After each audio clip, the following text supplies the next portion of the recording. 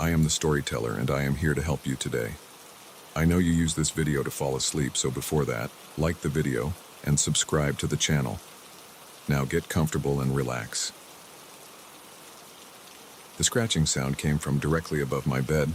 At first I thought it was just the house settling or maybe a squirrel on the roof. But as I lay there in the darkness, my eyes wide open, I realized it was too rhythmic, too deliberate to be anything but human. I'd been hearing strange noises in my attic for weeks now, little thuds and creaks that I'd dismissed as the usual sounds an old house makes. But tonight was different. Tonight, the sounds were unmistakable. My heart raced as I slowly sat up in bed, careful not to make a sound. The scratching continued, steady and persistent. I reached for my phone on the nightstand, my fingers trembling as I dialed 911. But as soon as I pressed the call button, the scratching stopped abruptly. I held my breath, the phone pressed to my ear, waiting for the operator to pick up. The silence in the house was deafening. Then, just as I heard a voice on the other end of the line, a loud thud came from the attic, followed by quick, heavy footsteps. 911, what's your emergency? I whispered urgently into the phone. There's someone in my attic. Please hurry. I gave them my address and hung up, my entire body shaking. The footsteps above had stopped, but I could hear faint rustling sounds.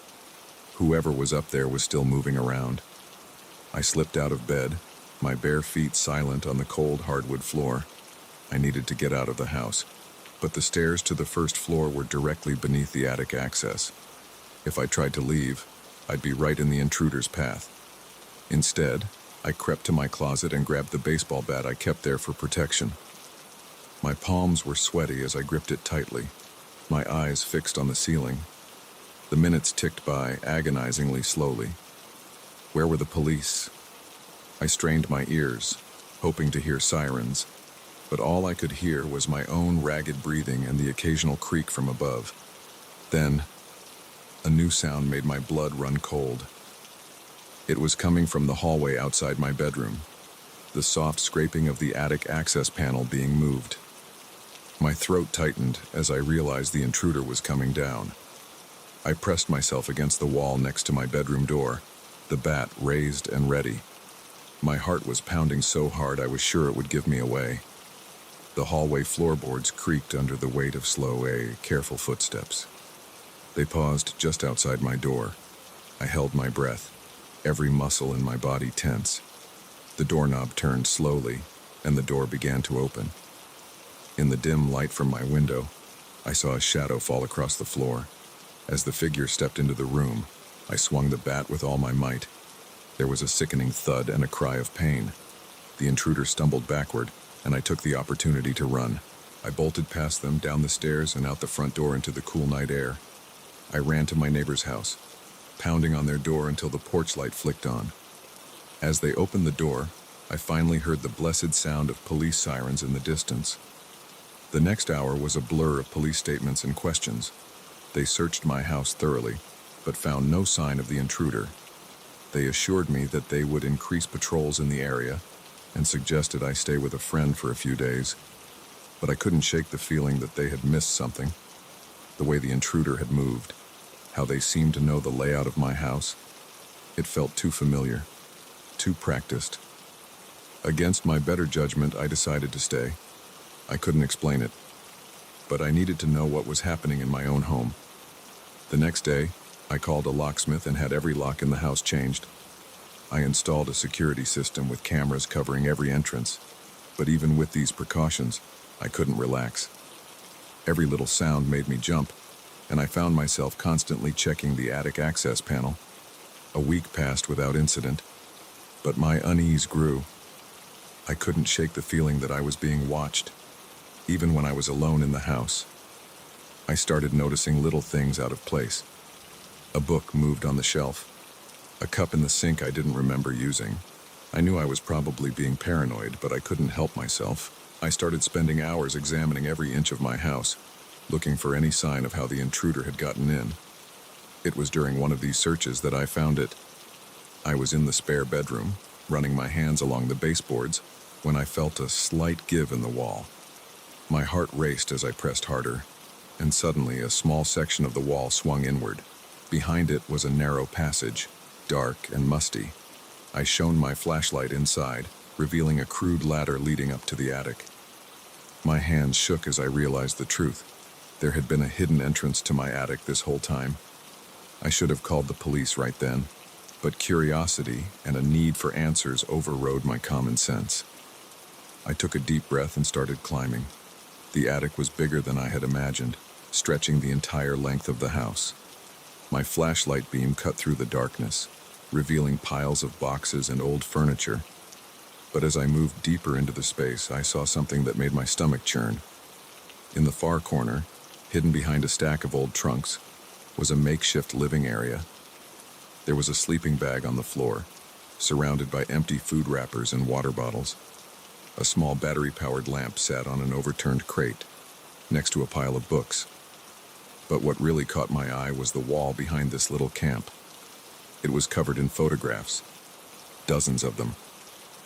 As I stepped closer, my breath caught in my throat. They were all of me. There I was, walking to my car, working in the garden, sitting in my living room. Some were clearly taken from outside the house, but others could only have been taken from inside. The realization hit me like a punch to the gut. Someone had been living in my attic, watching me for months. I stumbled backward, my mind reeling. I had to get out, had to call the police. But as I turned to leave, my flashlight beam fell on something that made me freeze. It was a small door, built into the knee wall of the attic. It was slightly ajar, and beyond it, I could see a faint light. Every instinct screamed at me to run, but I found myself moving towards the door instead. I had to know. I had to see. I pushed the door open slowly, wincing at the creak of its hinges. The space beyond was small, no bigger than a closet, but what it contained made my blood run cold. The walls were covered in writing, scrawled messages and rambling paragraphs that made no sense. In the center of the room was a small table, and on it sat a laptop, its screen glowing softly. I stepped closer, my eyes drawn to the open document on the screen. As I read the words there, I felt the world tilt around me. Day 156. She almost caught me today. I was careless, made too much noise. But it's okay. She's not ready yet. Soon, though. Soon she'll understand why I'm here. Why I've been watching her. She's the one. The only one who can help me. Help us. She just doesn't know it yet. The words blurred as tears filled my eyes. This person, this stranger, had been living in my house, watching my every move, for over 5 months, and they thought I was some kind of chosen one, to help them with what? I heard a noise behind me and spun around, my heart in my throat. There, blocking the entrance to the small room, stood a figure. In the dim light, I could make out wild, unkempt hair and eyes that gleamed with an unsettling intensity. "You weren't supposed to find this yet," the stranger said, their voice hoarse. "But maybe it's time. Maybe you're finally ready to learn the truth." I backed away, my back pressing against the table. "Who are you? What do you want from me?" The stranger stepped forward, and I caught a whiff of unwashed body and stale food. "I'm here to save you, to save all of us. You're the key, don't you see? Your research, your work. It's the answer we've been looking for." My mind raced. My research? I was a data analyst for a small tech company. How could that be the answer to anything? "You're confused. You're scared. I understand," the stranger continued, taking another step closer. "But soon, you'll see. Soon, you'll understand why I had to do this. Why I had to watch you, learn everything about you." I glanced around desperately, looking for a way out, but the stranger blocked the only exit. I was trapped. "Please," I said, trying to keep my voice steady. "I don't understand. Just tell me what you want." The stranger's face softened, an unsettling smile spreading across their features. "What I want you to fulfill your destiny. I want you to use your skills to decode the message that will save us all." As they spoke, I noticed a small remote control on the table next to the laptop. Without thinking, I grabbed it and pointed it at the stranger. "Stay back!" I yelled, hoping to startle them. To my surprise, the stranger's eyes widened in fear. "No!" they screamed. "Don't press that! You'll ruin everything!" In my confusion, my finger slipped, pressing one of the buttons. Suddenly, a high-pitched wail filled the air. It was my new security system's alarm. The stranger howled in frustration and lunged at me, but I ducked under their arm and ran. I scrambled through the attic, down the hidden passage, and out into the hallway. I could hear the stranger crashing behind me, but I didn't look back. I ran out of the house and into the street, the alarm still blaring behind me. As police sirens approached in the distance, I stood there, shaking and gasping for breath. My quiet life had been shattered, my sense of safety destroyed, and I was left with a chilling realization. Sometimes, the monsters aren't hiding under the bed or in the closet.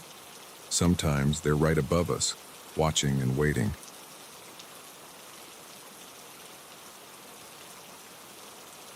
The headlights flickered once, twice, and then died completely, plunging us into darkness. The engine sputtered its last gasp, and our car rolled to a stop on the narrow, winding road. I turned the key in the ignition, but all I got was a sad clicking sound. We were stranded. "This can't be happening," Sarah muttered beside me, her voice tight with frustration. I could barely make out her silhouette in the dim moonlight filtering through the trees. I pulled out my phone, already knowing what I'd see. No signal. We were miles from the nearest town, surrounded by dense forest. The GPS had gone haywire about an hour ago, leading us down this lonely stretch of road that wasn't even on our map. "What do we do now, Jack?" Sarah asked, a hint of panic creeping into her voice. I squinted through the windshield, trying to pierce the darkness. That's when I saw it.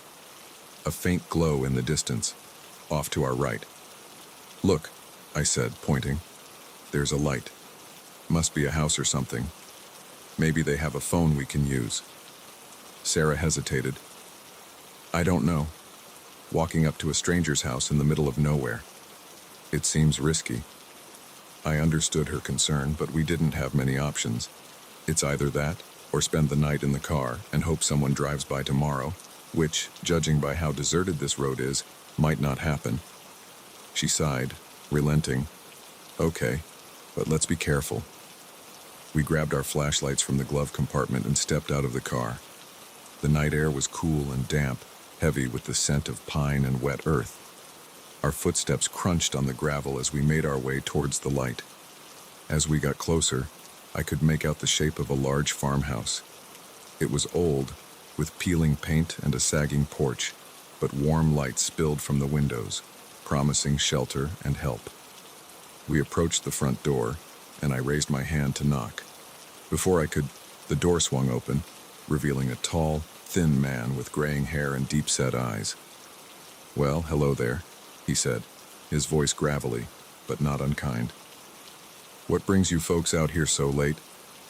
I explained our situation, and the man's face broke into a sympathetic smile. "Car trouble, eh? That's a tough break. Name's Earl. Why don't you two come on in and we'll see about getting you some help?" Sarah squeezed my hand, a silent reminder to be cautious. But Earl's friendly demeanor and the warmth emanating from the house were too inviting to resist. We stepped inside, and I was immediately struck by how cluttered the place was. Every surface was covered with knickknacks, old newspapers, and what looked like mechanical parts. The air was thick with the smell of tobacco and something else I couldn't quite place. "Martha," Earl called out. We've got company." A short, plump woman with frizzy gray hair appeared from what I assumed was the kitchen. She wiped her hands on her apron and gave us a wide smile that didn't quite reach her eyes. "Oh my, visitors at this hour. How exciting," she exclaimed, her voice high and reedy. "You poor dears must be exhausted. Why don't you have a seat in the living room while I fix you some tea?" Before we could protest, Martha ushered us into a cramped room dominated by a large, threadbare sofa. The walls were covered in old photographs, their subjects staring at us with blank eyes. Earl settled into a worn armchair across from us. "So, where are you folks headed?" I told him about our trip to visit Sarah's parents, careful not to give too many details. As I spoke, I noticed Earl's eyes darting between us, as if sizing us up. Martha bustled in with a tray of tea and cookies. As she set it down, I caught a whiff of that strange smell again. It reminded me of chemicals, like something you'd find in a garage. "Now then," Earl said, leaning forward. "About your car. I'm pretty handy with engines. Why don't I take a look at it in the morning? It's too dark now, and these roads can be dangerous at night." Sarah and I exchanged glances. The thought of spending the night here made me uneasy, but the alternative, walking back to our car in the dark, seemed even less appealing. "That's very kind of you," Sarah said cautiously, "but we wouldn't want to impose. If we could just use your phone to call for a tow truck." "Oh, I'm afraid our phone line's been down for days," Martha chimed in, her smile never wavering. "Terrible service out here, you know. But don't you worry, we have plenty of room. You can stay in the guest bedroom upstairs." As she spoke, I noticed a dark stain on her apron. It looked fresh, and in the dim light, it appeared almost red. Earl must have noticed me staring because he quickly stood up, blocking my view of Martha. "Well, it's settled then. You'll stay the night, and we'll sort out your car in the morning. Now, how about some dinner? Martha makes a mean stew." The mention of food made my stomach growl, reminding me that we hadn't eaten since lunch. Despite my unease, I found myself nodding. As we followed them to the dining room, I whispered to Sarah, "Something feels off about this place." She nodded slightly. "I know. But what choice do we have? Let's just get through the night and leave first thing in the morning." The dining room was as cluttered as the rest of the house. The table was set with mismatched plates and tarnished silverware. Martha ladled out bowls of thick, dark stew that smelled surprisingly good. As we ate, Earl regaled us with stories about the farm and the surrounding area. He seemed to know every inch of the forest, describing hidden caves and forgotten trails with vivid detail. "You know," he said, his eyes glinting in the candlelight, "people have been known to disappear in these woods. Hikers, campers, even the occasional lost traveler." I felt Sarah stiffen beside me. Earl's tone was casual, almost cheerful, but there was an undercurrent of something, a warning, a threat. Martha tittered nervously. "Oh, Earl, don't scare our guests with those old stories. I'm sure they're tired and would like to get some rest." As if on cue, I felt a wave of drowsiness wash over me. My limbs felt heavy, and I had to fight to keep my eyes open. I glanced at Sarah and saw that she was struggling too, her head nodding forward slightly.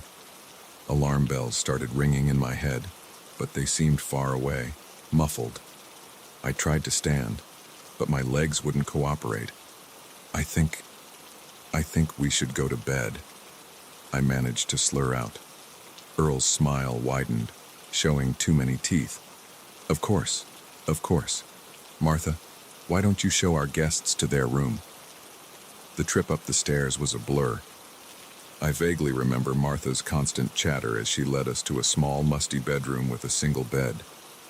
As soon as she left, Sarah and I collapsed onto the mattress, too groggy to do anything but succumb to the encroaching darkness.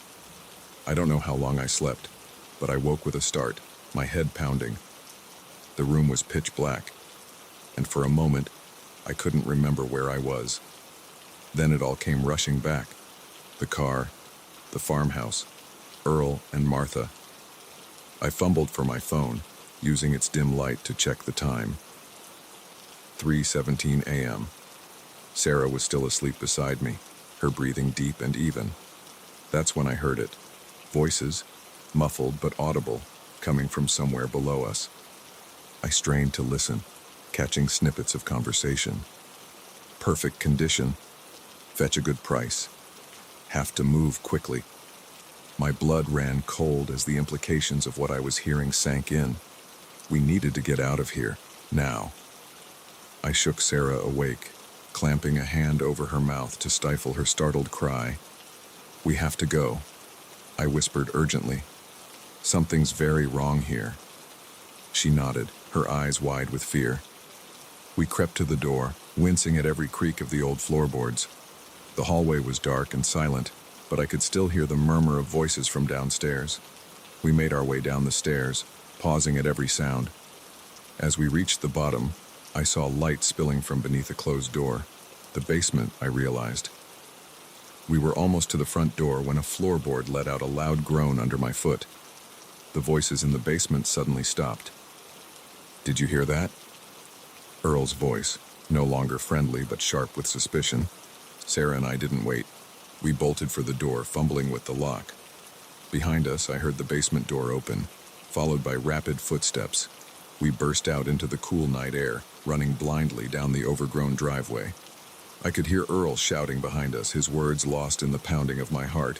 We ran until our lungs burned, not daring to look back. When we finally stopped, gasping for air, we found ourselves back on the road where we'd left our car. To our amazement, the car started on the first try. As we sped away, leaving the farmhouse and its sinister occupants far behind, I couldn't shake the feeling that we'd narrowly escaped a fate worse than a broken-down car on a lonely road. We drove in silence for a long time, both of us processing what had happened. It wasn't until we saw the lights of the next town that Sarah finally spoke. "Jack," she said, her voice shaky, "what do you think they were going to do to us?" I shook my head, not wanting to voice the terrible possibilities that had been running through my mind. "I don't know, and I don't want to know. Let's just be grateful we got out of there." As we pulled into a well-lit gas station, surrounded by the comforting signs of civilization, I made a silent vow. No matter how long the detour, no matter how inconvenient, we would never again seek help from strangers on a dark, lonely road.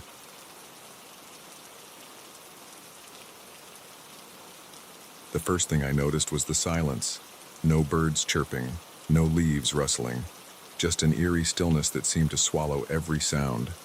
I had been hiking for hours, my boots crunching over fallen leaves and twigs, but now even that seemed muffled. It was as if the forest itself was holding its breath, waiting. I checked my phone again. Still no signal.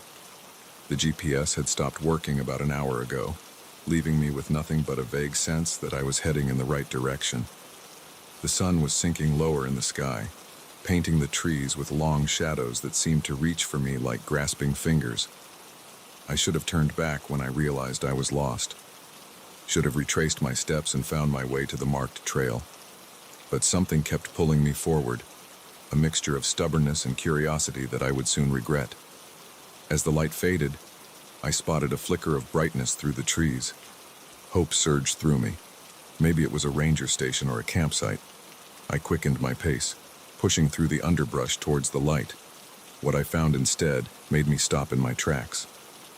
Nestled in a clearing was a collection of ramshackle buildings, their windows glowing with warm, inviting light. Smoke curled from crooked chimneys, and I could hear the faint murmur of voices carried on the evening breeze. Relief washed over me. I had found people, civilization of a sort. They could help me get back to my car, or at least point me in the right direction.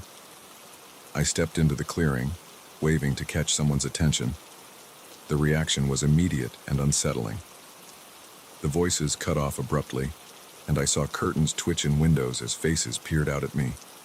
A door creaked open, and a man stepped out onto a porch, his weathered face set in a wary frown.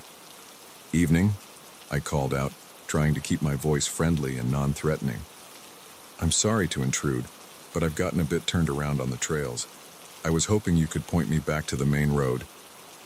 The man didn't respond immediately. His eyes, dark and deep-set, scanned me from head to toe. When he finally spoke, his voice was rough, as if unused to conversation. "Ain't no roads around here, stranger. This is Piney Grove. We don't get many visitors." I felt a chill that had nothing to do with the cooling evening air. Something about the way he said visitors made it sound like a dirty word. "I'm sorry, I didn't mean to trespass," I said, fighting to keep my voice steady. "If you could just give me directions to the nearest town, I'll be on my way." The man's frown deepened. "Nearest town's a fair ways off. Getting dark soon. Ain't safe in these woods at night." As if on cue, I heard a distant howl that made the hair on the back of my neck stand up. It didn't sound like any wolf or coyote I'd ever heard. The man seemed to come to a decision.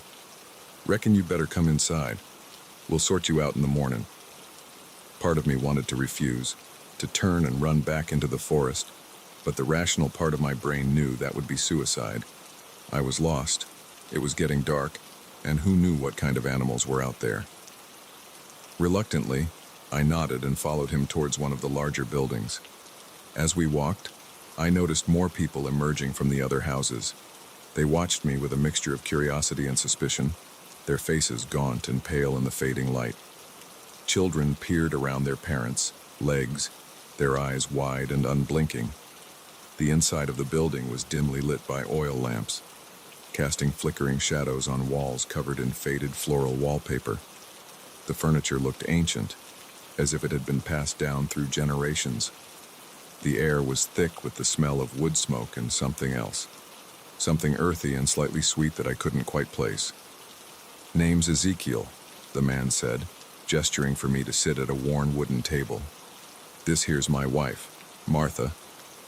A thin woman with long gray hair nodded at me from near the fireplace. Her eyes never left me as she stirred something in a large pot hanging over the flames.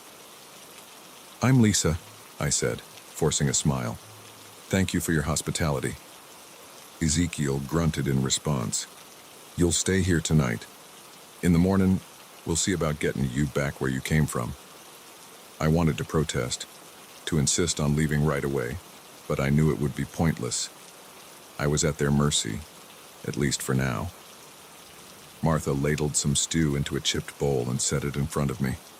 The smell made my stomach growl, reminding me that I hadn't eaten since that morning.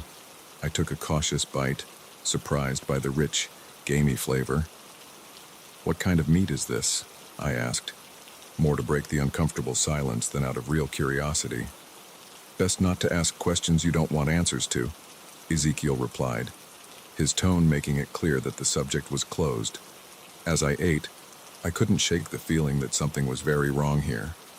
The way Ezekiel and Martha watched me, the strange silence from outside, the odd smell that seemed to permeate everything, it all added up to a sense of wrongness that made my skin crawl. After dinner, Martha showed me to a small room upstairs.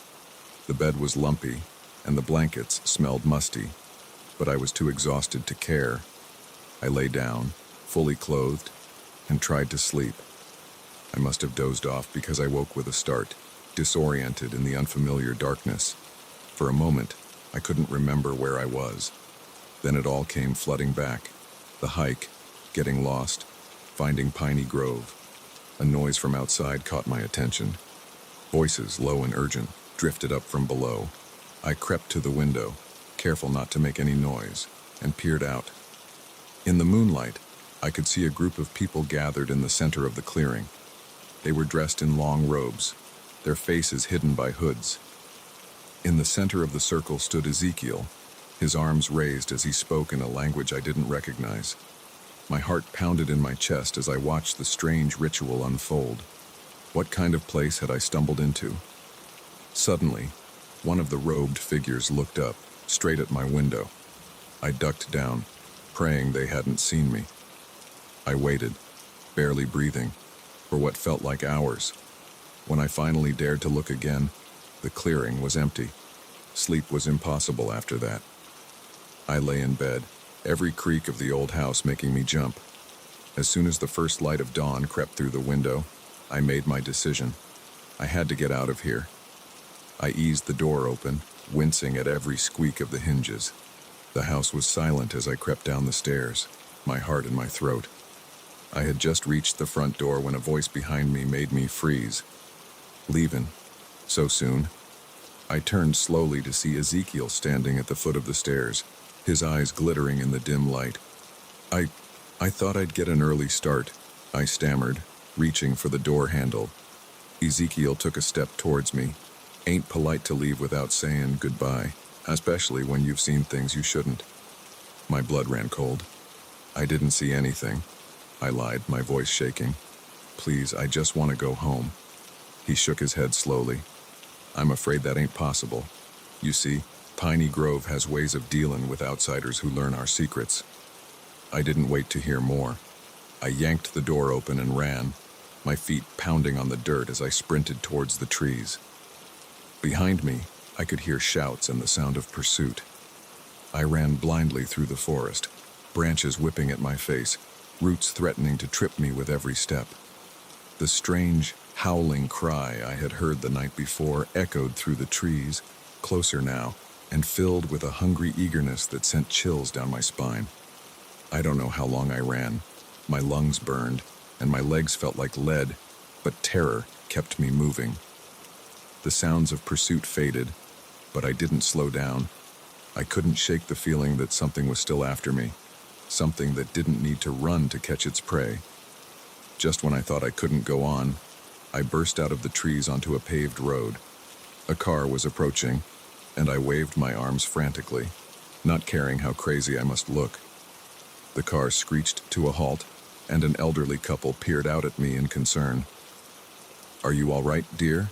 the woman asked, taking in my wild appearance.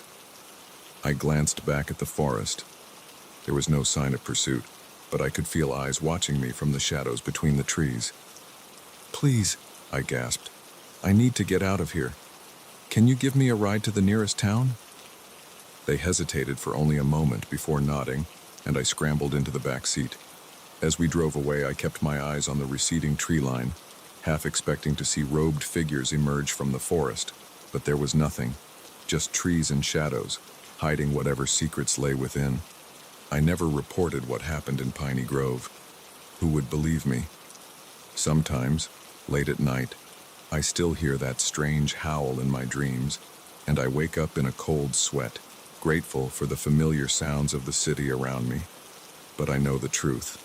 Out there, deep in the forest where no roads lead, Piney Grove is waiting, and I pray that no other lost hiker ever stumbles upon its secrets.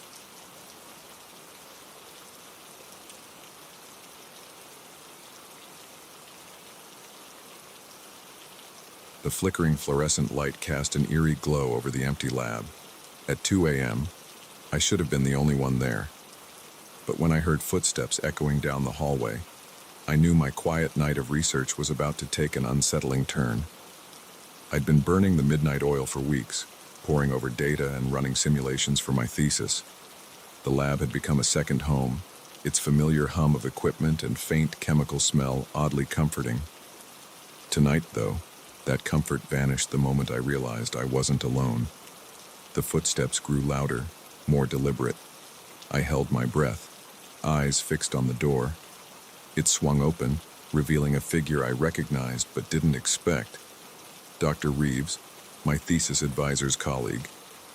"Ah, Sarah," he said, his voice unnaturally cheerful for the late hour. "I thought I might find you here." I forced a smile, trying to hide my unease. "Dr. Reeves, I didn't expect anyone else to be working so late." He stepped into the lab, closing the door behind him. The soft click of the latch felt oddly final. "Oh, you know how it is," he said, waving a hand dismissively. "Sometimes the best ideas come at night."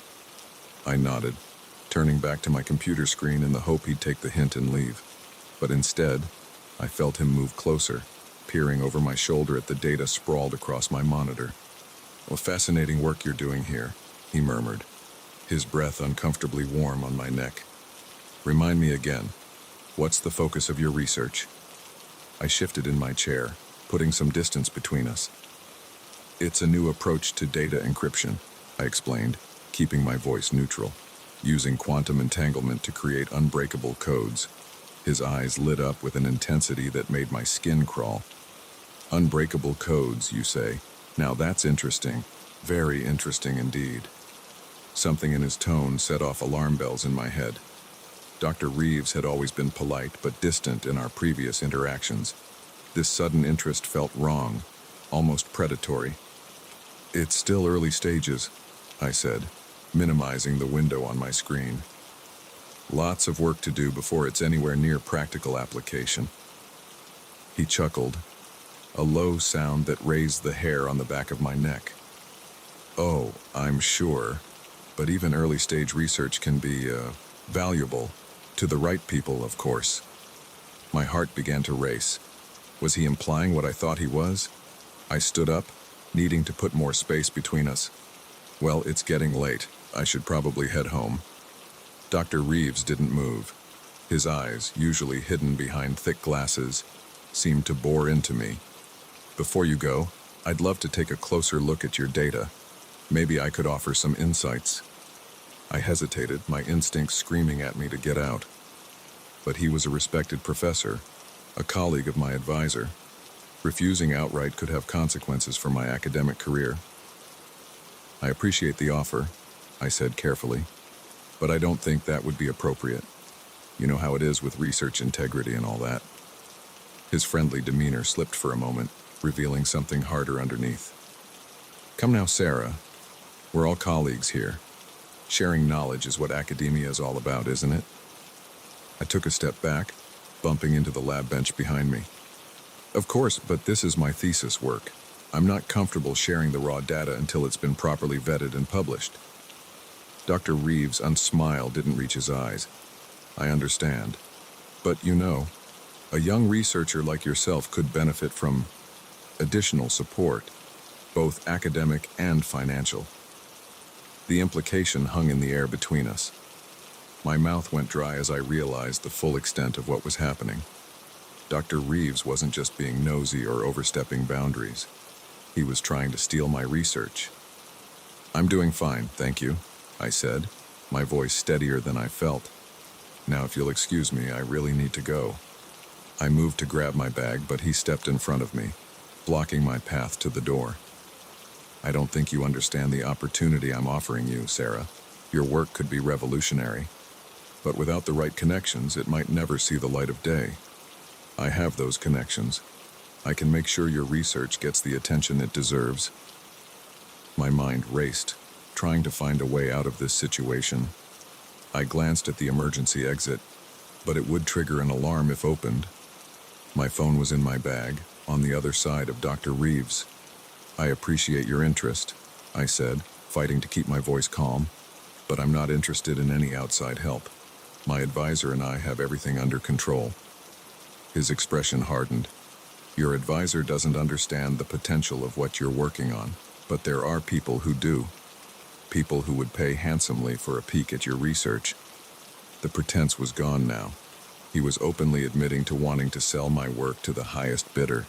I felt a surge of anger cut through my fear. "That's not going to happen," I said firmly. "Now please, let me leave." Dr. Reeves took a step closer, looming over me. "I'm afraid I can't do that. Not until we come to an understanding." My heart pounded in my chest. I was trapped between him and the lab bench, with no clear way out. But as my hand brushed against the cool surface behind me, an idea formed. In one swift motion, I grabbed a beaker of distilled water and threw it in his face. He stumbled back, sputtering and wiping at his eyes. I used the moment of distraction to dart around him, snatching my bag as I ran for the door. "You'll regret this," he shouted behind me. But I was already in the hallway, running as fast as I could. I didn't stop until I reached my car, my hands shaking as I fumbled with the keys. As I drove away, I could see Dr. Reeves emerge from the building in my rearview mirror, his face contorted with anger. The next few days were a blur of fear and paranoia. I stayed away from the lab, working from home and jumping at every unexpected sound. I knew I had to do something. But the thought of confronting Dr. Reeves or reporting him filled me with dread. What if no one believed me?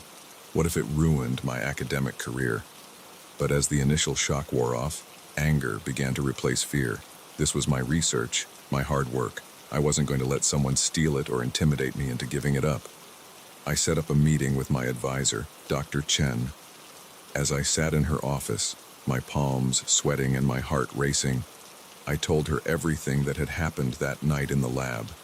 To my immense relief, she believed me.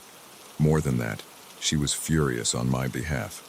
"This is completely unacceptable," she said, her usually calm demeanor replaced by righteous anger. "We're going to the dean with this immediately." What followed was a whirlwind of meetings, investigations, and uncomfortable confrontations. Dr. Reeves denied everything at first, but faced with the evidence, including security camera footage from the lab that night, he eventually confessed. It turned out I wasn't his first victim.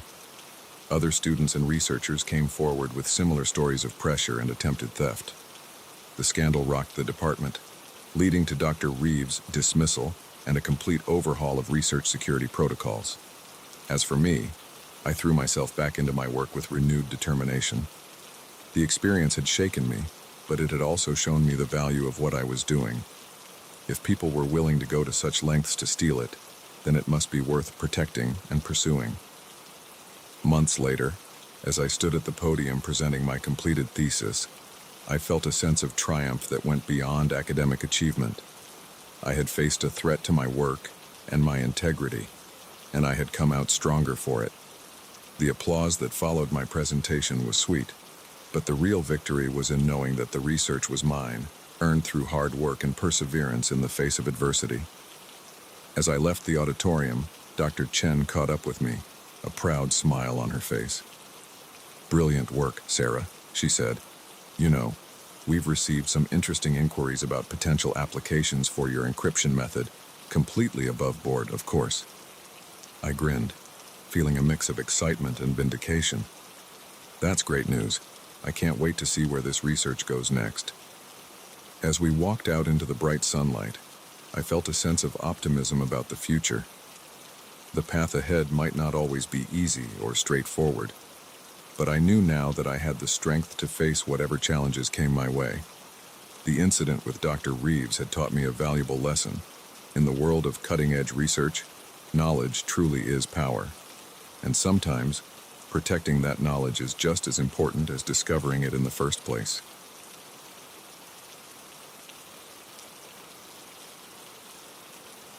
The rain was coming down in sheets, turning the highway into a blurry mess of headlights and reflections. I squinted through the windshield, my wipers working overtime but barely making a dent in the downpour. That's when I saw him, a lone figure on the side of the road, thumb out, looking as drenched and miserable as a stray cat caught in a storm. I don't usually pick up hitchhikers. It's not the safest thing to do these days, but something about the way he stood there, shoulders hunched against the rain, made me slow down. Before I could talk myself out of it, I was pulling over to the shoulder, the car's tires splashing through puddles. The man jogged over, his face hidden beneath the hood of a dark jacket. As he opened the passenger door, letting in a gust of wind and rain, I caught a glimpse of a scruffy beard and grateful eyes. "Thanks," he said, his voice gruff but not unfriendly. "Didn't think anyone would stop in this weather." I nodded, trying to shake off the nagging feeling that I might be making a mistake. "Where are you headed?" "Just down the road a ways," he replied vaguely, settling into the seat. "Wherever you're going is fine." As I pulled back onto the highway, I snuck a glance at my new passenger. He was older than I'd first thought, maybe in his 50s, with deep lines etched into his weathered face. His clothes were worn but clean, and he didn't give off the unsettling vibe I'd expect from someone dangerous. We drove in silence for a few minutes, the only sound the steady drumming of rain on the roof and the swish of the wipers. I was just starting to relax when he spoke again. "So, Mark, how long have you lived in Cedar Grove?" I felt my body tense, my hands gripping the steering wheel a little tighter. I hadn't told him my name, and I certainly hadn't mentioned where I lived. "How did you know that?" I asked, trying to keep my voice steady. He chuckled, a low sound that sent a chill down my spine. "Oh, I know a lot of things about you, Mark. I know you work at the bank on Main Street. I know you have a golden retriever named Max. And I know your wife, Sarah, is probably wondering why you're running late tonight." My mind raced. How could he possibly know all this? I'd never seen this man before in my life. Cedar Grove was a small town, sure, but not so small that everyone knew everyone else's business. "Who are you?" I demanded, my voice shaking despite my best efforts to stay calm. He turned to face me, and in the dim light from the dashboard, his eyes seemed to gleam with an unnatural intensity. "Just a traveler, passing through. But I make it my business to know things about people. It's amazing what you can learn if you just pay attention." I swallowed hard, fighting the urge to slam on the brakes and order him out of the car. But we were in the middle of nowhere, the rain still coming down in torrents, and something told me this man wouldn't leave quietly if asked. "What do you want?" I asked, hating how small my voice sounded. He smiled, a gesture that didn't reach his eyes. "Want? I don't want anything, Mark. I'm just making conversation. Isn't that what people do on long car rides?" I didn't respond, my mind whirling with possibilities. Was he some kind of stalker, a criminal who had been watching me, planning some kind of elaborate scheme? "You're wondering how I know so much about you," he said, as if reading my thoughts. "It's simpler than you might think. Your name tag is still on your shirt. You forgot to take it off after work. The dog hair on your pants suggests a large breed. And I saw the golden retriever bumper sticker on your car. As for Sarah, well, you've been checking your phone at every red light. It doesn't take a genius to figure out you're running late and someone's waiting for you." His explanation was logical, but it did little to ease my fear. There was still something off about the whole situation, something that made my skin crawl. "That doesn't explain how you knew where I live," I said, trying to keep my eyes on the road while also watching him in my peripheral vision. He shrugged. "Cedar Grove Bank isn't exactly a national chain. Took an educated guess based on your work shirt." I wanted to believe him, wanted to think this was all just a strange coincidence, a series of lucky guesses, but the knot in my stomach told me otherwise. "Look," I said, spotting a gas station up ahead. "I think this is far enough. I'm going to pull over and you can—" "I wouldn't do that if I were you, Mark," he interrupted, his voice suddenly hard. "We're not done talking yet." I felt a flash of anger cut through my fear. "This is my car. I get to decide when the ride is over." He laughed, but there was no humor in it. "Oh, Mark, you gave up that control the moment you let me in. But don't worry, I'm not going to hurt you. I just want to talk." "About what?" I asked, my mouth dry. "About choices," he said, leaning back in his seat. "About the decisions we make and the consequences that follow.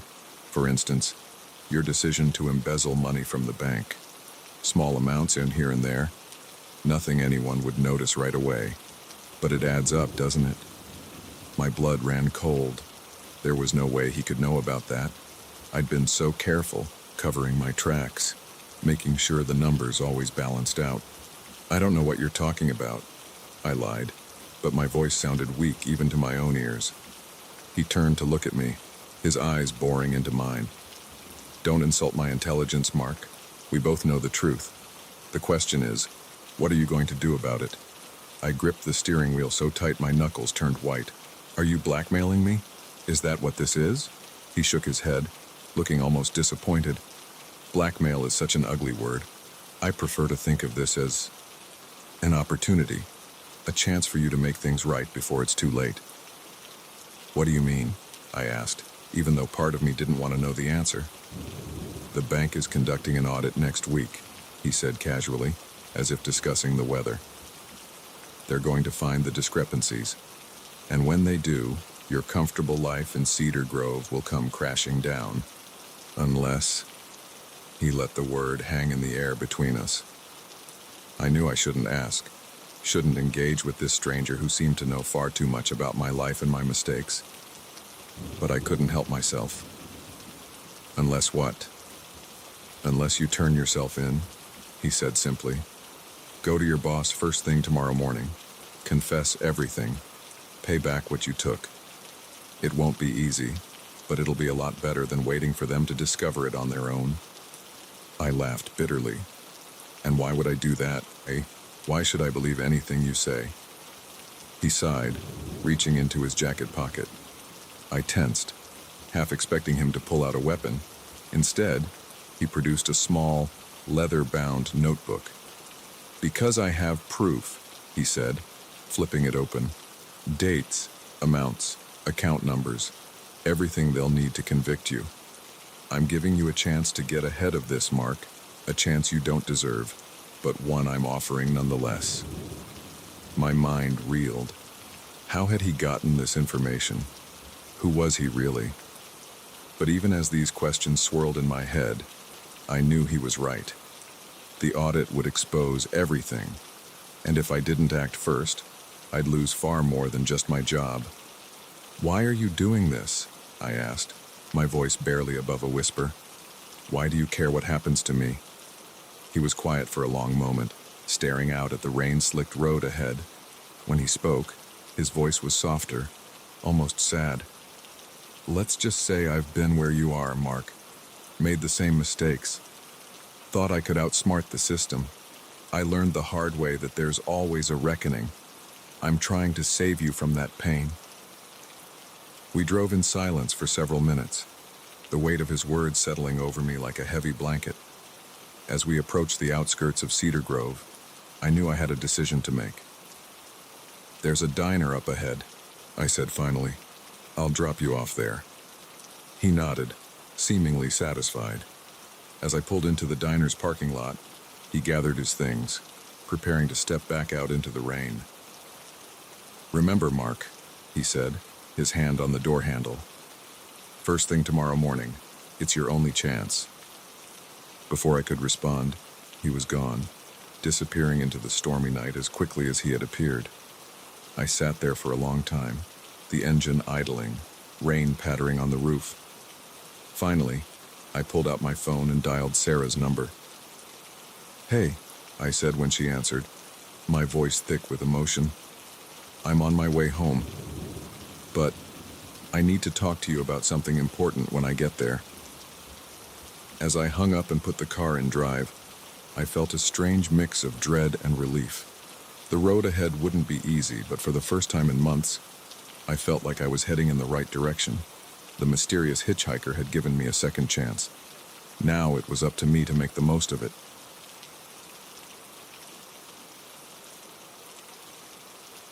The crack of a twig snapping jolted me from my peaceful reverie. I froze, my marshmallow-laden stick hovering over the campfire.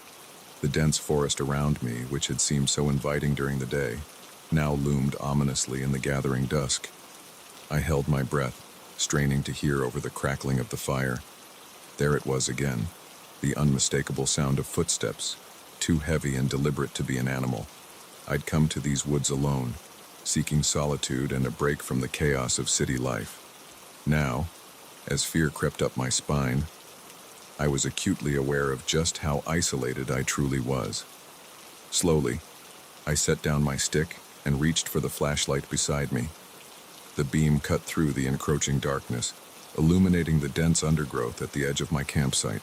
Shadows danced between the trees, and for a moment, I thought I saw a figure duck behind a large oak. "Hello?" I called out, hating how my voice quavered. "Is someone there?" Silence answered me, broken only by the gentle rustle of leaves in the evening breeze. I stood up, my legs shaky beneath me. Maybe I was imagining things. Maybe the solitude was getting to me, making me jumpy. But then I saw it. A flash of movement just beyond the circle of my flashlight's beam. My heart leapt into my throat as I caught a glimpse of a dark shape moving through the trees, keeping to the shadows.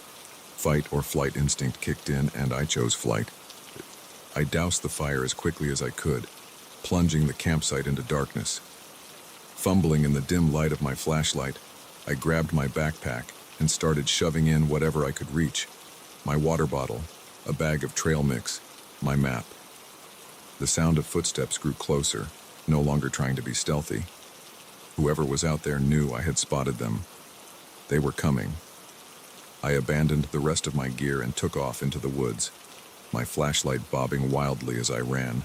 Branches whipped at my face and roots seemed to reach up to trip me. but fear propelled me forward, deeper into the unfamiliar forest. After what felt like hours but was probably only minutes, I stopped, gasping for breath. I leaned against a tree, trying to orient myself. In my panic, I had run blindly, with no thought to direction or landmarks. The realization hit me like a punch to the gut. I was lost. I fumbled in my backpack for my map and compass, but in the chaos of my hasty departure, I must have left them behind. My phone was useless out here with no signal and a rapidly draining battery. A twig snapped nearby, and I stifled a scream. They were still following me. How? How could they track me so easily in this darkness? I took off again, no longer caring about the noise I made. My pursuer seemed to know exactly where I was anyway. My lungs burned, and my legs ached, but terror kept me moving. Suddenly, the ground disappeared from beneath my feet. I tumbled down a steep embankment, leaves and twigs scratching my skin as I rolled. I came to a stop at the bottom, the wind knocked out of me. For a moment, I lay there, dazed and struggling to breathe. Then I heard it, the sound of someone carefully making their way down the slope after me. Panic gave me strength. I staggered to my feet, ignoring the pain in my ankle, and limped forward. I found myself in a small clearing, the trees opening up to reveal a sky full of stars. In any other circumstance, it would have been beautiful. My flashlight flickered, the beam growing weaker. I shook it desperately, but it was no use. The light died, leaving me in near total darkness. A branch cracked at the edge of the clearing. I spun around, my eyes straining to see in the dim starlight. A figure stood there, just a silhouette against the darker backdrop of the forest. "What do you want?" I shouted, my voice raw with fear and exhaustion. The figure took a step forward. "I want you to listen," a deep voice replied. I backed away, my hands held out in front of me. "Stay back, I have a weapon." It was a pathetic bluff, but it was all I had. The man, for I could now see it was a man, stopped. "No, you don't," he said, his tone almost gentle. "You left everything behind at your campsite, including this." He held up something that glinted in the starlight. My hunting knife. My stomach dropped. He had been to my campsite, had gone through my things. How long had he been watching me? "Who are you?" I asked, trying to keep my voice steady. "Why are you doing this?" He took another step forward, and I could make out more details now. He was tall and broad-shouldered, dressed in dark clothing that blended with the night. His face was obscured by a beard and the shadow of a cap. "My name isn't important," he said. "What's important is why you're here, Alice." I felt as if the ground had dropped out from under me again. He knew my name. How could he possibly know my name? "How do you know who you are?" he finished for me. "I know a lot about you, Alice. I know you're running from something, or someone." My mind raced. Was he a private investigator? Had David hired someone to find me? As if reading my thoughts, the man shook his head. "I'm not working for your ex-husband, if that's what you're thinking. I'm here to help you." "Help me," I laughed, the sound bordering on hysterical. "By chasing me through the woods in the middle of the night."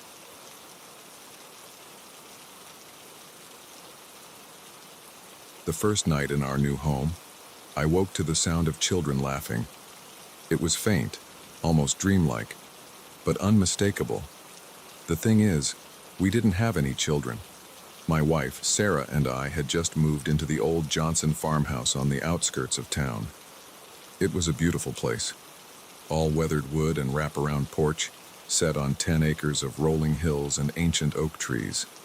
We'd gotten it for a steal, the real estate agent practically giddy as she handed over the keys. "It's a special place," she'd said, her smile just a touch too wide. "I'm sure you'll be very happy here." Now, as I lay in bed listening to the phantom giggles echoing through the halls, I wasn't so sure. I nudged Sarah awake. "Do you hear that?" I whispered. She blinked at me sleepily. "Hear what?" The laughter faded away, leaving only the creaks and groans of the old house settling. I shook my head. Nothing. Must have been dreaming. But I wasn't dreaming, and that was only the beginning. Over the next few weeks, strange occurrences became our new normal.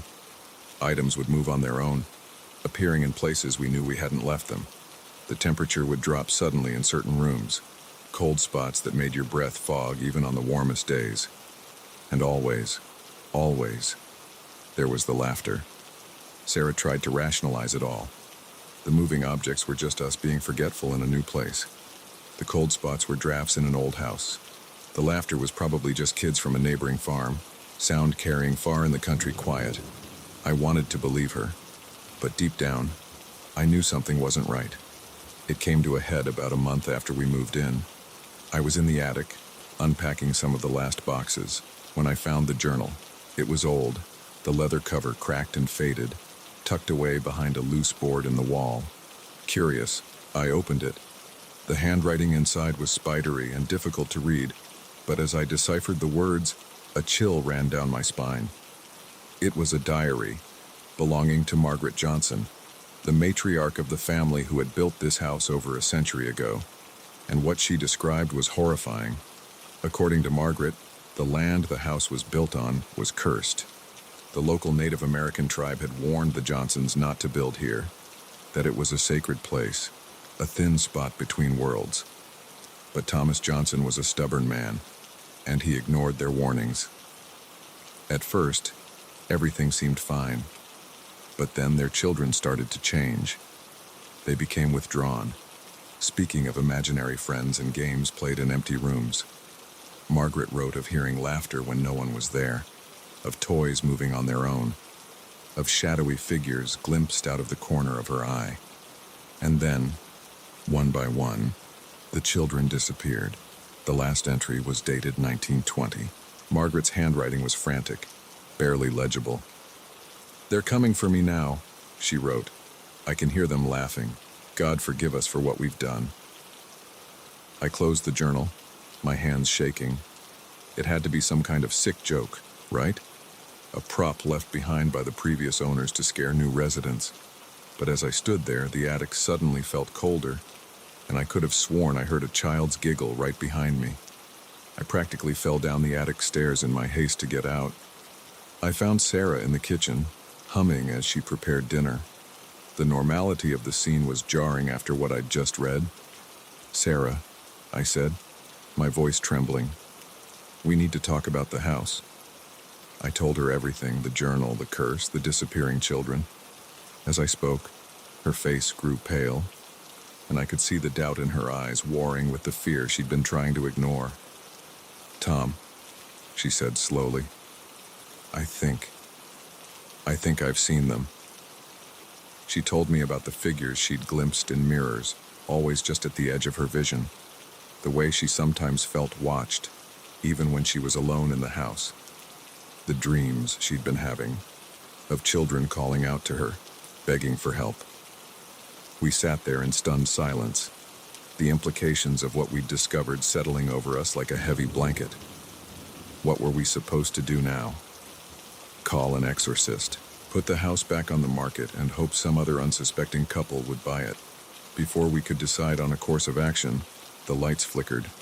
The temperature in the kitchen plummeted, our breath suddenly visible in the air, and then we heard it, the laughter, louder than ever before, coming from every direction at once. Sarah grabbed my hand, her nails digging into my skin. "Tom," she whispered, "we need to get out of here, now." We ran for the front door, but it wouldn't open. The knob turned, but it was as if something on the other side was holding it shut. We tried the back door, the windows, even the cellar entrance, all locked, all immovable. The laughter grew louder, mixed now with the sound of running feet and childish voices calling out to us. "Play with us," they said. "Stay with us forever." We ended up huddled in the living room, watching in horror as objects began to move on their own. Books flew off shelves, furniture slid across the floor, and all the while, those voices kept calling to us. It was Sarah who found the solution. As a chair whizzed past her head, She spotted something glinting on the mantelpiece. It was an old arrowhead, probably Native American, displayed as a curio by a previous owner. The journal, she gasped. It said this was sacred land. Maybe. She didn't need to finish the thought. I lunged for the arrowhead, snatching it just as an unseen force tried to pull it away. The moment my fingers closed around it, everything stopped. The flying objects dropped to the floor, the laughter cut off abruptly, and the oppressive cold dissipated. We didn't wait to see if it was truly over. The front door swung open easily now, and we ran to our car, still in our pajamas, the arrowhead clutched tightly in my hand. We drove through the night, not stopping until we were 2 states away. We never went back to the farmhouse. We hired a company to pack up our belongings and sell the place, making sure to include the arrowhead and Margaret's journal with the property. We also made them promise to disclose the house's history to any potential buyers. Last I heard, the place is still on the market. The real estate agent calls it a charming fixer-upper with a rich history. Sarah and I call it a nightmare we barely escaped. Sometimes, late at night, I still wake up thinking I hear children laughing. But now, in our new home in the city, surrounded by the comforting sounds of traffic and neighbors, I can convince myself it's just a dream. Most of the time, anyway. We don't talk much about what happened in that house. It's easier to pretend it was all some shared delusion, a product of stress and an overactive imagination. But we both know the truth. And we both know that sometimes, the most haunting things aren't the ghosts themselves, but the questions they leave behind. Why us? Why that house? And what happened to those children? All those years ago? I don't think we'll ever know the answers. And maybe that's for the best. Some mysteries are better left unsolved, some doors better left unopened. All I know is, if you're ever driving through the countryside and you see an old farmhouse for sale, one that seems just a little too perfect, a little too cheap, keep driving, because you never know what might be waiting inside, laughing in the darkness, ready to welcome you home.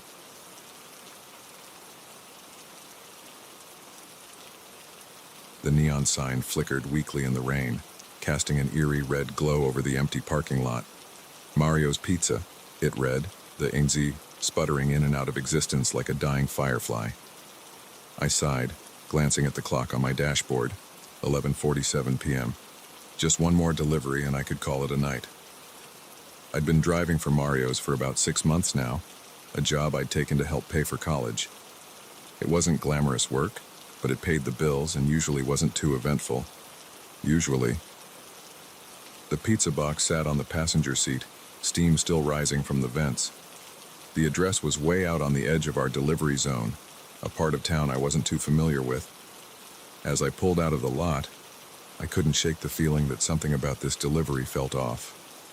The rain intensified as I drove, fat droplets splattering against the windshield faster than my wipers could clear them. The streets grew narrower, the houses more spread out. Soon, I was driving down a winding road with dense forest on either side. My GPS chirped, instructing me to turn onto a gravel driveway I almost missed.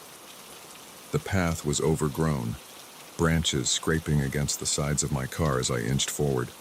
After what felt like an eternity, the trees opened up to reveal a ramshackle house, its windows dark save for a single light on the second floor. I parked and grabbed the pizza, the box already growing cold in the damp night air. As I approached the front door, the porch steps creaked ominously beneath my feet. I raised my hand to knock, but before I could, the door swung open. The man who stood there made me take an involuntary step back. He was tall, easily over 6 feet, with a wild beard and eyes that seemed to bore right through me. He wore a stained wife-beater and jeans that had seen better days. Pizza delivery," I stammered, holding out the box. The man's face split into a grin that didn't reach his eyes. "Right on time," he said, his voice a low growl. "Why don't you bring that inside? I've got to grab my wallet." Every instinct I had was screaming at me to leave, to get back in my car and drive away as fast as I could. But I was new to this job, and I didn't want to risk getting fired over a misunderstanding. So, Against my better judgment, I stepped inside. The interior of the house was dark and cluttered. The air was thick with the smell of cigarette smoke and something else. Something metallic that made my nose wrinkle. The man led me through a narrow hallway into what I assumed was the living room. "Set it down there," he said, gesturing to a coffee table littered with empty beer cans and overflowing ashtrays. "I'll be right back with the money." He disappeared up a creaky staircase, leaving me alone in the dim room. My heart was pounding so loud I was sure he could hear it. I glanced around, looking for a quick exit if I needed one. That's when I saw it. In the far corner of the room, partially hidden behind a ratty armchair, was a duffel bag. It was unzipped, and poking out of it was something that made my blood run cold: the barrel of a gun. I froze, my mind racing. This wasn't just some eccentric customer. Something was very, very wrong here. I had to get out. I turned to leave, but before I could take a step, I heard the man's heavy footsteps coming back down the stairs. Panic seized me. I couldn't let him know I'd seen the gun. I had to act normal. The man reappeared, a wad of crumpled bills in his hand. "Here you go, kid," he said, holding out the money. "Keep the change." My hand shook as I reached for the cash. As I did, I noticed dark stains on his knuckles, stains that looked suspiciously like dried blood. "Thanks," I managed to croak out. "Have a good night." I turned to leave, trying to keep my pace steady even though every fiber of my being was screaming at me to run.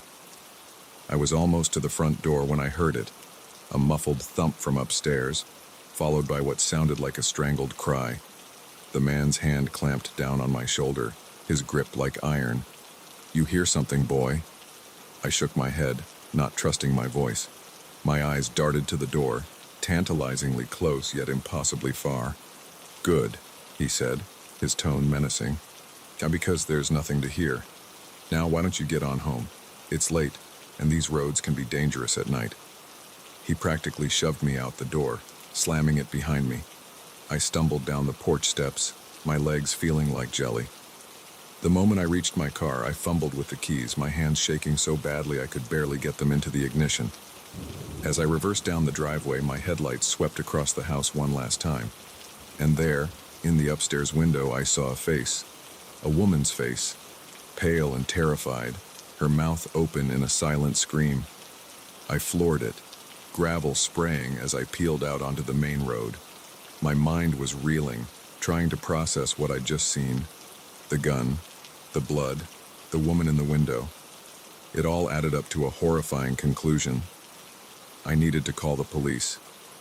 But as I reached for my phone, doubt crept in. What if I was wrong? What if it was all just a misunderstanding?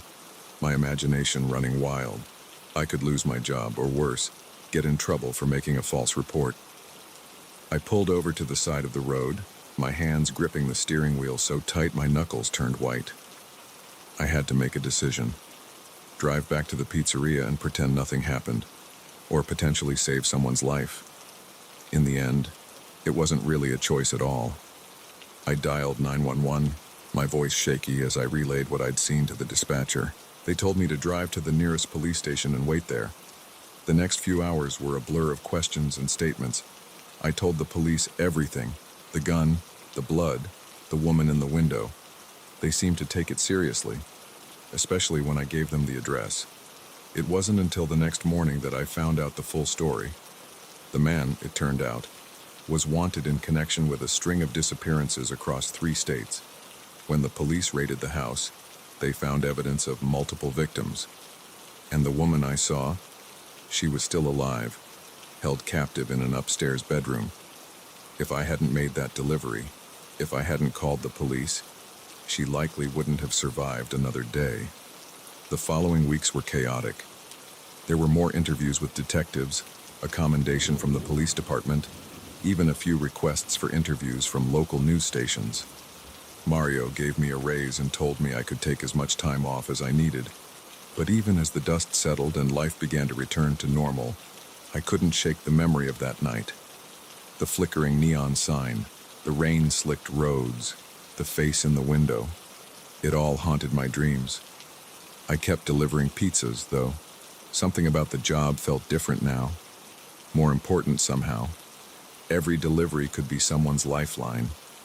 Every interaction a chance to make a difference.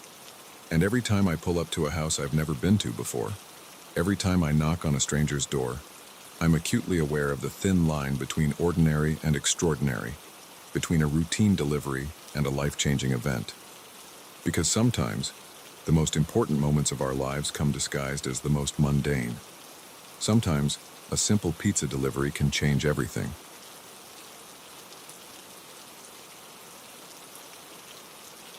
The lock clicked open with a finality that sent a shiver down my spine.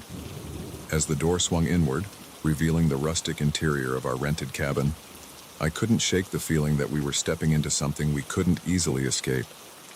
If only I'd known then how right that feeling was. Home sweet home for the next week, my boyfriend, Matt, said cheerfully, lugging our bags over the threshold.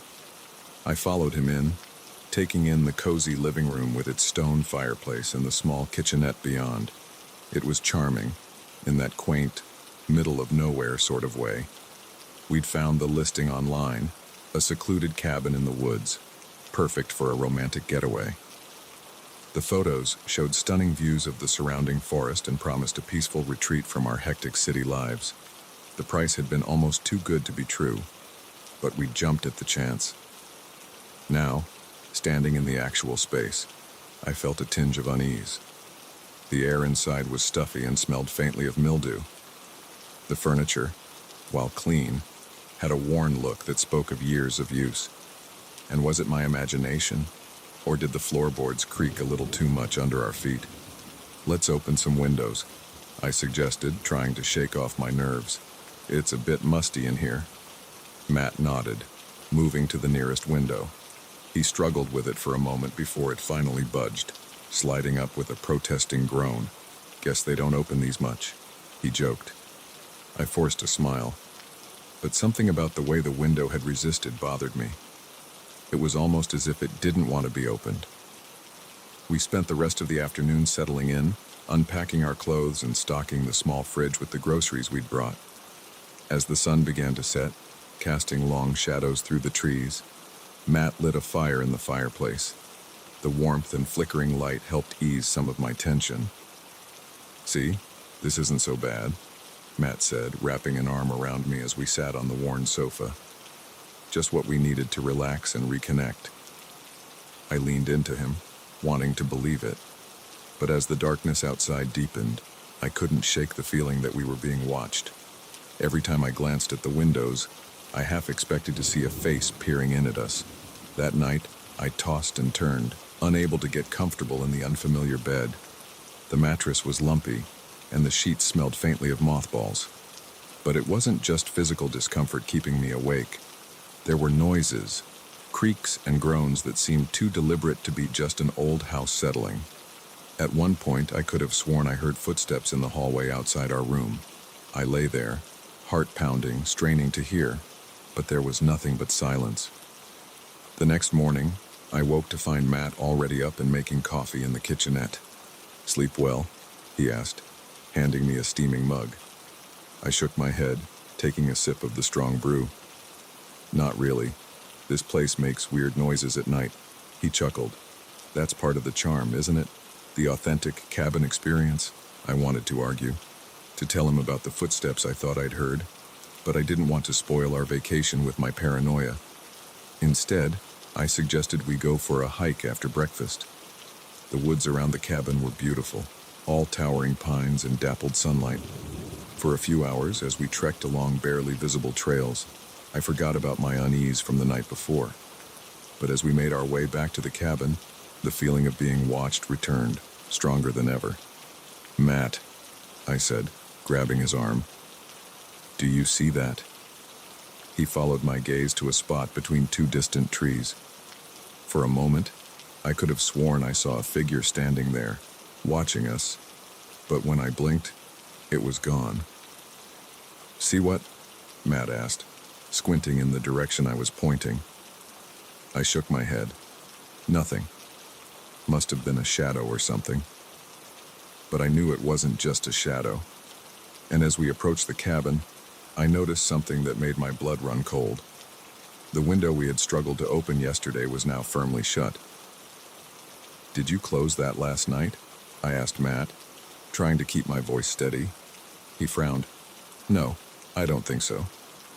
Maybe the wind blew it shut." I nodded, not wanting to voice my suspicion that there hadn't been enough wind to move that stubborn window. Besides, if it had blown shut, wouldn't we have heard it? As the day wore on, more strange things began to happen. Items we were sure we'd left in one place would turn up in another. The temperature in certain rooms would drop suddenly, creating cold spots that made no sense in the summer heat. And always, there was that feeling of being watched. That night, as we lay in bed, the noises started again, but this time, they were louder, more insistent.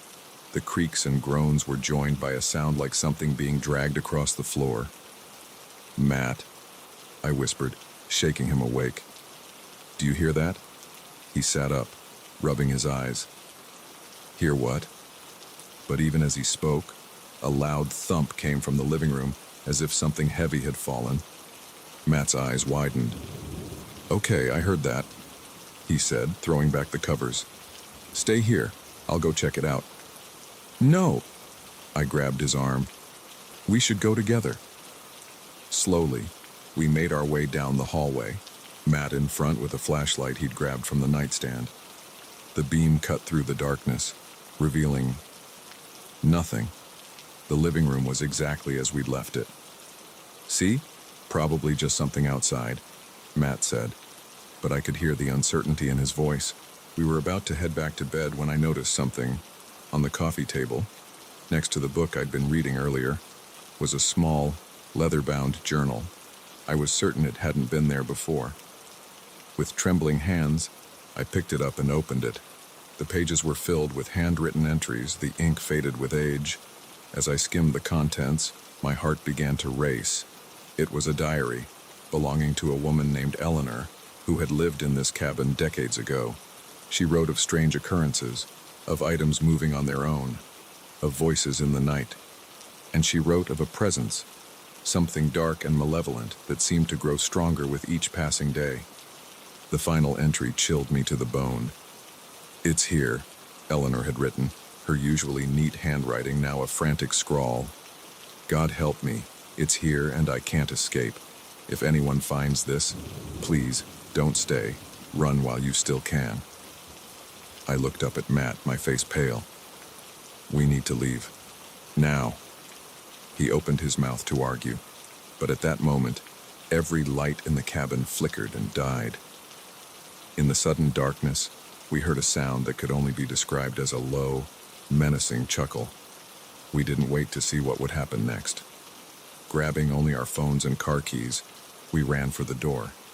It resisted at first, as if something was holding it shut, but with a final desperate shove, it flew open. We sprinted to our car, the gravel driveway crunching under our bare feet. As Matt fumbled with the keys, I looked back at the cabin. In the upstairs window, I saw a face, not human, but something twisted and evil, its mouth stretched in a grotesque smile. The engine roared to life and we peeled out of the driveway, tires squealing. We didn't stop driving until we reached the nearest town, where we checked into a motel and spent the rest of the night huddled together, jumping at every sound. In the light of day, it was tempting to dismiss what had happened as an overactive imagination or a shared hallucination. But we both knew what we'd experienced was real. We never went back for our belongings. We contacted the rental company and told them we'd had to leave due to an emergency. They were surprisingly understanding, even offering a partial refund. It wasn't until weeks later, when the nightmares had finally started to subside, that we decided to do some research. What we found made our blood run cold all over again. The cabin had a history, it turned out. Over the years, several renters had fled in the middle of the night, telling tales of supernatural occurrences. And there were those who hadn't fled, whose disappearances remained unsolved mysteries. We count ourselves lucky to have escaped. But sometimes, Late at night, I still feel that watchful presence. And I wonder if, somehow, a piece of whatever was in that cabin followed us home. So if you're ever browsing online, looking for a quaint cabin in the woods for a romantic getaway, be careful. Sometimes, the perfect retreat is too good to be true. And sometimes the things that go bump in the night are all too real.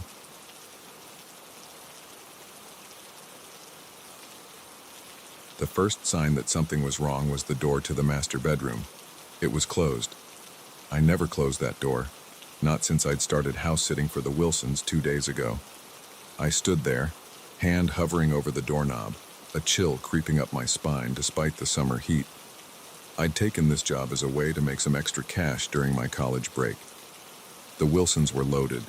Their sprawling mansion sat on 5 acres of manicured lawns and gardens. It was the kind of place where you'd expect to find a butler named Jeeves, not a 20-year-old student watering plants and feeding cats. "You'll have the run of the place," Mrs. Wilson had said with a laugh as she handed me the keys. "Just don't throw any wild parties while we're gone." As if I knew anyone who'd want to party in this mausoleum of marble and antiques. No, I'd spent most of my time binge-watching shows on their massive TV and raiding their well-stocked fridge. It was supposed to be an easy gig, but now, staring at that closed door, easy was the last word on my mind. I took a deep breath and turned the knob. The door swung open silently, revealing the immaculate master suite. Everything looked normal. The king-sized bed with its mountain of pillows, the chaise lounge by the window, the doors to the walk-in closet and ensuite bathroom. And yet, something felt off. I couldn't put my finger on it, but the hairs on the back of my neck stood up. It was like walking into a perfect replica of a room you know well. Everything looks right, but it doesn't feel right. I shook my head, trying to clear away the paranoia. I was letting my imagination run wild. Probably watched one too many horror movies on that big TV. I was about to leave when I noticed it, a faint scent in the air, something floral and unfamiliar. It wasn't Mrs. Wilson's usual perfume, which lingered on her clothes in the closet. This was different, fresher. My heart began to race. Had someone been in here? I did a quick scan of the room, looking for anything out of place. The jewelry box on the dresser caught my eye. Was it slightly askew? With trembling hands, I opened it. I didn't know much about jewelry, but even I could tell that the glittering diamonds and pearls inside were worth a fortune, and they all seemed to be there. If someone had broken in, why wouldn't they take these? A noise from downstairs made me jump. It sounded like footsteps, but that was impossible. I was alone in the house. The cats were outside. The cleaning service wasn't due for days, and the Wilsons weren't set to return from their European vacation for another week. I crept to the top of the grand staircase, straining my ears. Silence. Maybe I'd imagined it. But then I heard it again. The unmistakable sound of someone moving around in the kitchen. Panic seized me. I should run, I thought. Get out of the house and call the police. But curiosity, that deadly impulse that's felled so many horror movie protagonists, got the better of me. I had to know who was down there. As quietly as I could, I made my way down the stairs, grateful for the plush carpet that muffled my footsteps. The noises from the kitchen grew louder. The clink of glasses, the opening and closing of cabinets. It sounded for all the world like someone fixing themselves a drink. I peered around the corner into the kitchen, and my blood ran cold. There, standing at the marble island with his back to me, was a man I'd never seen before. He was tall, well-built, dressed in expensive-looking clothes that seemed at odds with the fact that he was, a burglar. I must have made a sound, a gasp, a whimper, who knows, because suddenly he turned. Our eyes met, and for a moment, we both froze. Then he smiled. It wasn't the menacing grin of a villain caught in the act. It was warm, almost friendly. "Ah," he said, his voice smooth and cultured. "You must be the house sitter. Care for a drink?" I stood there, mouth agape, unable to process what was happening. This man had broken into the house I was supposed to be watching, and he was offering me a drink like we were at a cocktail party. Who? Who are you? I finally managed to stammer out. He chuckled, taking a sip from his glass. "On a friend of the family, you could say. Thomas Wilson and I go way back." I frowned. Mr. Wilson had never mentioned any friends having access to the house while they were away. "I don't believe you," I said, trying to sound braver than I felt. "I'm calling the police." I reached for my phone, but before I could dial, he spoke again. "I wouldn't do that if I were you. Not unless you want Thomas to find out about your little, explorations." I froze. How could he know? I'd been so careful. On my second night here, curiosity had gotten the better of me. I'd started poking around in Mr. Wilson's study, opening drawers, leafing through papers. I told myself I was just being thorough in my house-sitting duties, but deep down, I knew it was wrong. The man smiled again, but this time there was an edge to it. "Oh yes, I know all about that. Just like I know about the little joyride you took in the Bentley yesterday. Tsk-tsk. What would the Wilsons say?" My mind raced. How could he possibly know these things? Unless, "You've been watching me," I said, the realization dawning with a sickening clarity. He raised his glass in a mock toast. "Bright girl." "Yes, I've been keeping an eye on things, making sure the Wilsons' property is secure." "But why?" I asked, my voice barely above a whisper. "Who are you really?" He set his glass down and leaned against the counter, fixing me with an intense stare. "Let's just say I have a vested interest in the Wilsons' affairs, and in making sure certain sensitive information remains private." My heart was pounding so hard I was sure he could hear it. "What kind of information?" "The kind that could ruin a man like Thomas Wilson," he said, his voice low and dangerous. "The kind that's worth killing for." I gasped, taking an involuntary step back. You're blackmailing him." He shrugged, the gesture casual, but his eyes never leaving mine. Blackmail is such an ugly word. I prefer to think of it as mutually beneficial arrangement, one that's been working quite well for years now. My mind was reeling. The perfect, wealthy Wilsons. What dark secrets were they hiding? And what had I stumbled into? "What happens now?" I asked, hating how small and scared my voice sounded. He smiled, but it didn't reach his eyes. Now you have a choice to make, my dear. You can forget this ever happened, finish your house-sitting job, and walk away with a nice paycheck and your conscience clear. Or," he let the word hang in the air, heavy with implication. "Or what?" I whispered. "Or you can try to be a hero, call the police, tell the Wilsons what you've seen. But consider this, who do you think they'll believe? A trusted family friend or a college student who's been snooping through their private things and joyriding in their cars?" I felt sick. He was right. I had no proof, and I'd abused the Wilsons' trust. Even if they believed me, I'd still be in trouble. "So what'll it be?" he asked, picking up his glass again. "The easy way, or the hard way?" I stood there, frozen in indecision. The right thing to do was clear. I should call the police. Consequences be damned. But fear, that primal instinct for self-preservation, held me back. In the end, it wasn't courage or morality that decided it. It was pure, dumb luck. At that moment, headlights swept across the kitchen window. A car was coming up the driveway. The man's eyes widened in surprise. "Impossible," he muttered. "They're not due back for days." But the sound of car doors slamming, followed by familiar voices, proved him wrong. The Wilsons were home early.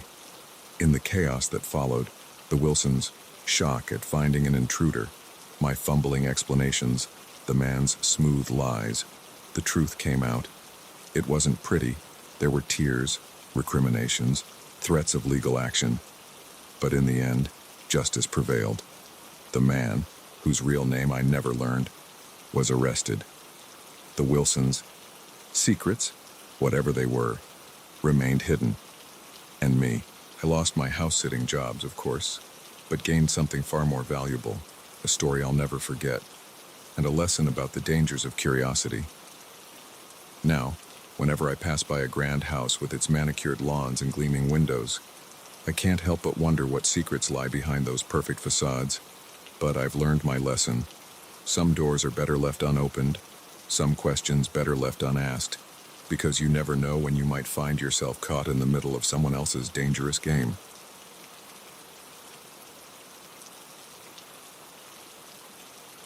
The security camera feed flickered to life, revealing an empty corridor bathed in the sickly glow of fluorescent lights. I leaned closer to the monitor, my eyes straining in the darkness of the security office. That's when I saw it, a shadow darting across the screen, there and gone in an instant. My heart rate quickened. I was supposed to be alone in this building tonight. My name's Mike, and I've been working the night shift at Grayson Tech for about 6 months now. It's a big, soulless office building on the outskirts of the city, all glass and steel and eerily quiet after hours. Most nights, my biggest challenge is staying awake, but tonight was different. Tonight, something was off. I flipped through the different camera feeds, searching for any sign of movement. Nothing on the ground floor, nothing in the stairwells. But then, as I switched to the view of the executive offices on the top floor, I saw it again. A figure, moving swiftly between the cubicles, clearly trying to avoid detection. My first instinct was to call the police, but something held me back. Maybe it was curiosity, or maybe it was the nagging feeling that there was more going on here than a simple break-in. Whatever it was, I found myself reaching for the keycard that would give me access to the upper floors. The elevator ride to the top floor felt like it took an eternity. With each passing second, my mind raced through possible scenarios. Was it a burglar, a disgruntled employee, or something worse? The doors slid open with a soft ding that seemed deafening in the silence of the night. I stepped out cautiously, my flashlight beam cutting through the darkness. The executive floor was a maze of cubicles and corner offices, most of them filled with expensive-looking furniture and state-of-the-art computers. I moved slowly, my ears straining for any sound. For a moment, all I could hear was the soft hum of electronics and the pounding of my own heart. Then, from somewhere to my left, came the unmistakable sound of typing. Creeping towards the noise, I rounded a corner and froze. There, bathed in the blue glow of a computer screen, sat a woman I recognized from the company directory, Sarah Chen, one of the senior software engineers. "Miss Chen?" I called out, my voice shaky. She whirled around, her eyes wide with fear and... Was that guilt? "Who are you?" she demanded, her hand moving to close the laptop. I stepped forward, shining my flashlight badge. "Mike Thompson, Night Security. What are you doing here so late?" Sarah's shoulders slumped, and for a moment, I thought she might break down. But then she straightened, a look of determination crossing her face. "I'm uncovering the truth," she said. "And now that you're here, you need to see this too." Confused and more than a little wary, I moved closer. Sarah reopened the laptop, revealing lines of code that meant nothing to me. "Grayson Tech isn't what you think it is," she said, her voice low and urgent. "The software we're developing, it's not just for business analytics. It's a surveillance tool, more powerful than anything that's ever existed." I frowned, not quite understanding. "What do you mean?" Sarah took a deep breath. "It can track anyone, anywhere. Social media, security cameras, financial transactions. It pulls it all together in real time. And it's being sold to governments, corporations, anyone who can afford it." The implications hit me like a truck. If what she was saying was true, this was big, huge, the kind of thing that could bring down companies and topple governments. "Why are you telling me this?" I asked, my mouth dry. Sarah's eyes met mine, and I saw the fear there, but also a steely resolve. "Because I need your help. I'm gathering evidence, But I can't do this alone. If they catch me. She didn't need to finish the sentence. We both knew what happened to whistleblowers in the corporate world. I should have said no. Should have walked away and pretended I'd never seen any of this. But something in Sarah's eyes, the desperation and the determination, made me nod. What do you need me to do? For the next hour, Sarah walked me through what she'd discovered, the secret servers hidden in the building's basement, the coded messages and seemingly innocuous emails, the offshore accounts where the money from these less-than-legal sales was being funneled. As the night wore on, I found myself pulled deeper into a world of corporate espionage and government conspiracies. It was like something out of a movie, except this was real, and the danger was palpable.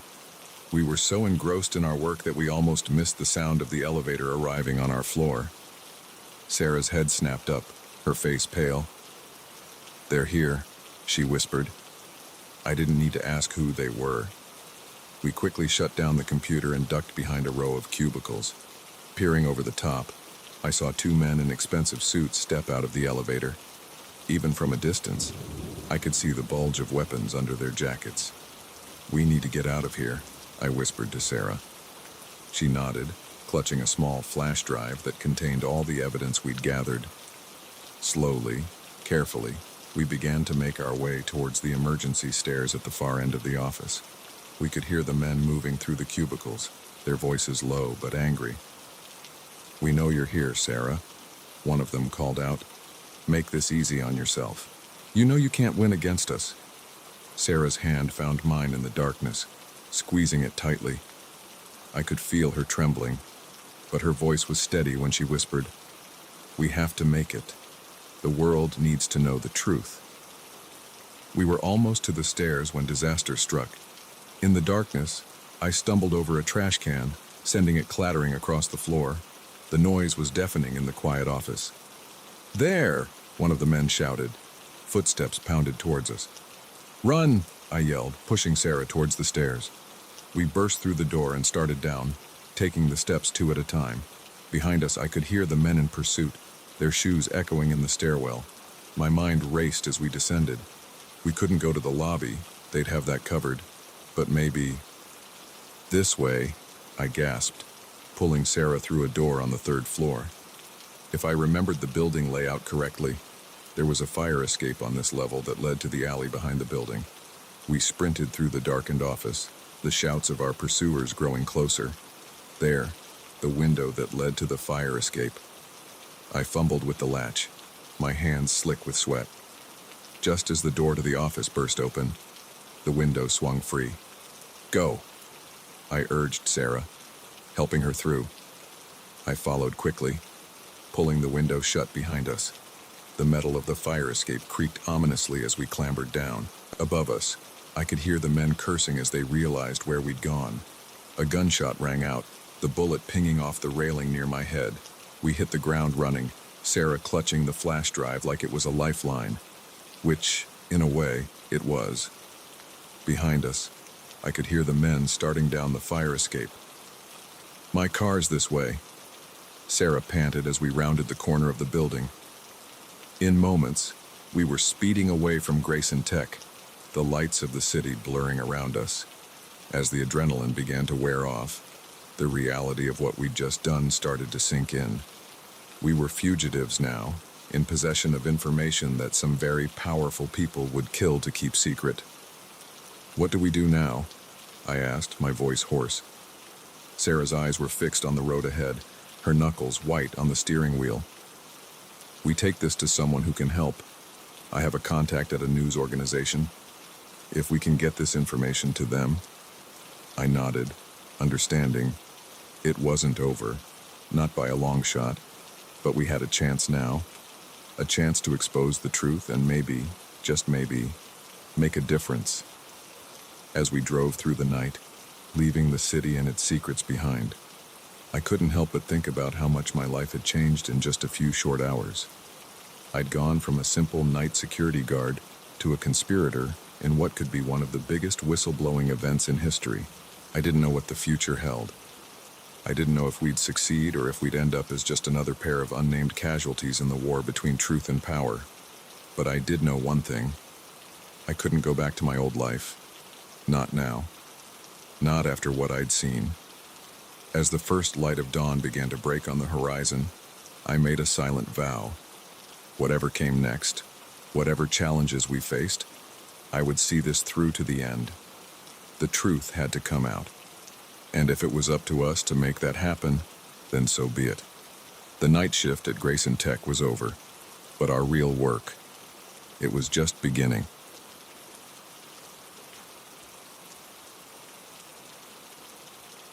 The rusty gate creaked open, its protest echoing through the still night air. I hesitated, one foot on the overgrown path leading to the abandoned Oakwood Asylum.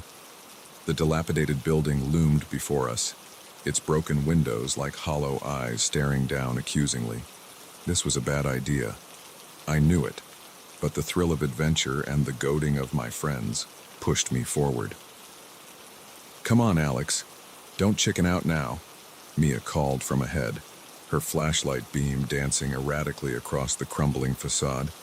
I took a deep breath and stepped fully onto the property, the gate clanging shut behind me with a finality that sent a shiver down my spine. There were 4 of us. Mia, our self-appointed leader, Jake, her boyfriend and resident skeptic, Liv, our amateur photographer, and me, the reluctant voice of reason that no one ever listened to. We'd been planning this excursion for weeks, ever since Mia stumbled across an article about the asylum's dark history. Opened in the 1800s and shut down in the 1970s amid allegations of patient abuse and unethical experiments, Oakwood had become the stuff of local legend. Ghost hunters and thrill seekers had tried to explore it over the years, but most were scared off by the building's deteriorating state or chased away by the police. But tonight was different. The full moon provided just enough light to navigate by, and Mia's cousin on the police force had tipped her off that patrols would be light. It was now or never. As we approached the main entrance, the weight of the building's history seemed to press down on us. Graffiti covered the lower walls, a crude attempt to mask the institution's grim past with color. Liv snapped a few photos, the flash momentarily illuminating the decrepit porch. "Okay, everyone remember the plan?" Mia whispered, her excitement palpable. "We stick together, we don't touch anything we don't have to, and if anyone wants to leave, we all leave. Got it?" We nodded in agreement, though I noticed Jake rolling his eyes.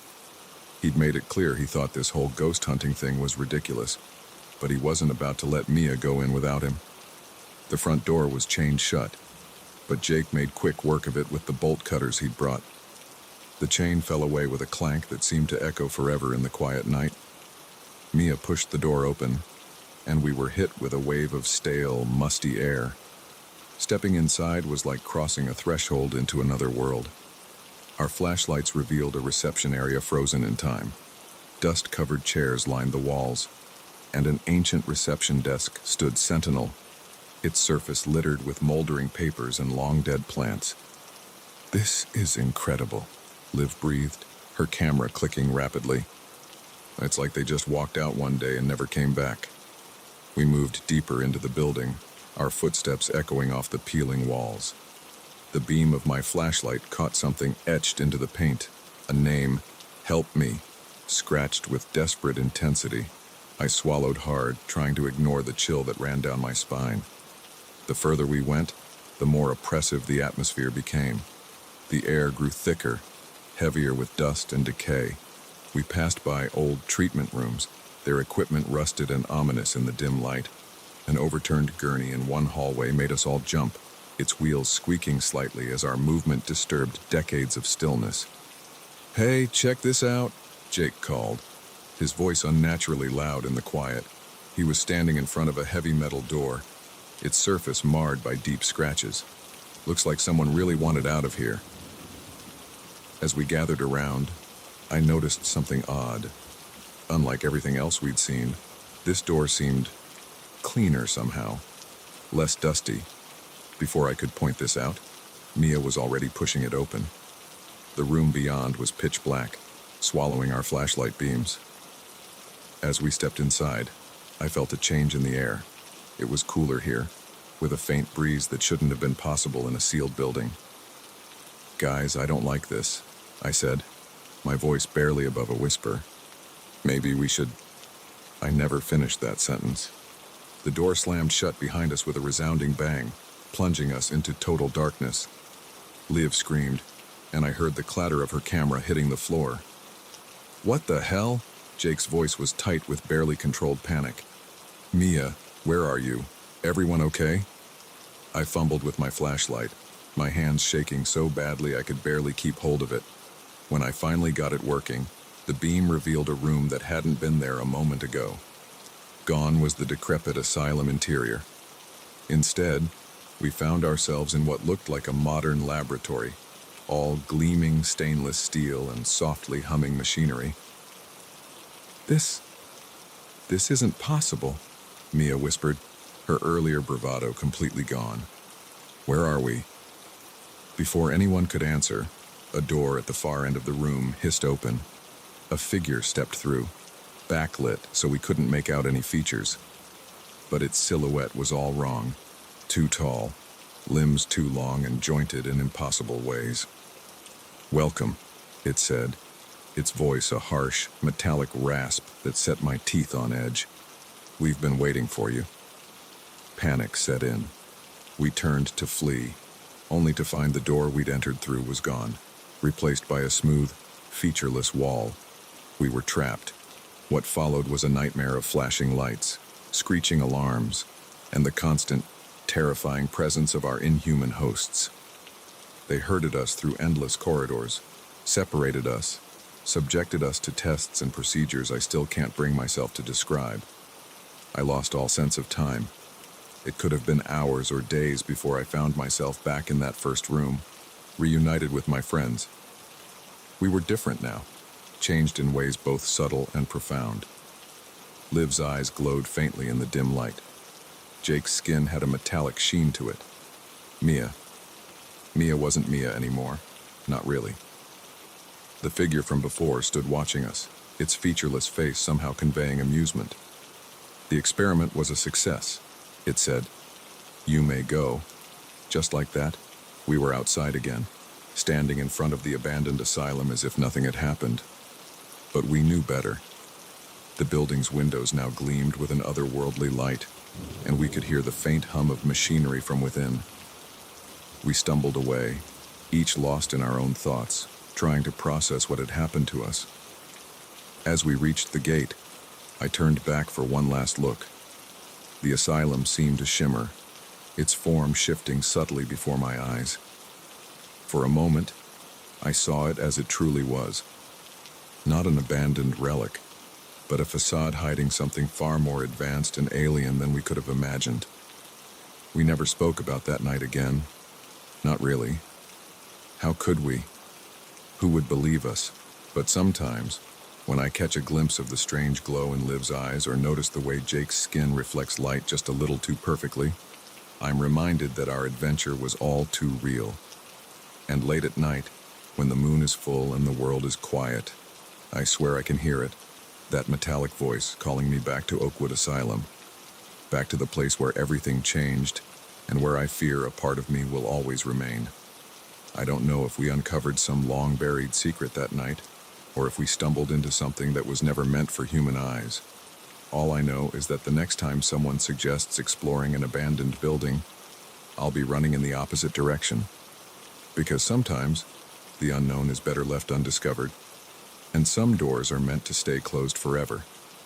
But even as I tell myself this, I can't shake the feeling that our experience at Oakwood was just the beginning. That somewhere out there, in other abandoned places and forgotten corners of the world, similar experiments are taking place. And I wonder, with a mixture of dread and morbid curiosity, what will happen when whatever is behind it all decides it's time to stop hiding. For now, though, I'll keep my head down and try to live a normal life. But a part of me will always be on guard, watching for signs that the world isn't what it seems. Because once you've seen behind the curtain, there's no going back. And in the end, the scariest thing isn't what we found in that asylum. It's the knowledge that it's still out there, waiting for its next unsuspecting victims.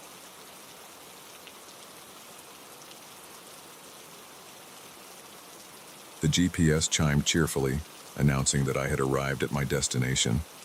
I stared out the windshield, my hand still gripping the steering wheel, at a town that definitely wasn't Millbrook.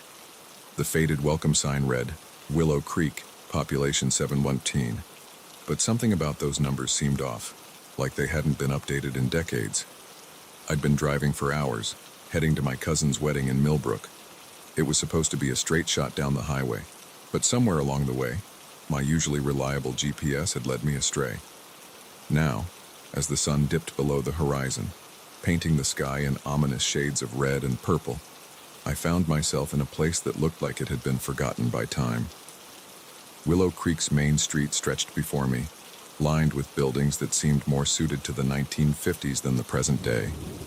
Neon signs flickered weakly in shop windows, and the few people visible on the sidewalks moved with an odd, shuffling gait that set my nerves on edge.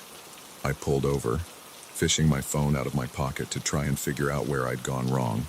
No signal, of course. I sighed, resigning myself to the fact that I'd have to ask for directions the old-fashioned way.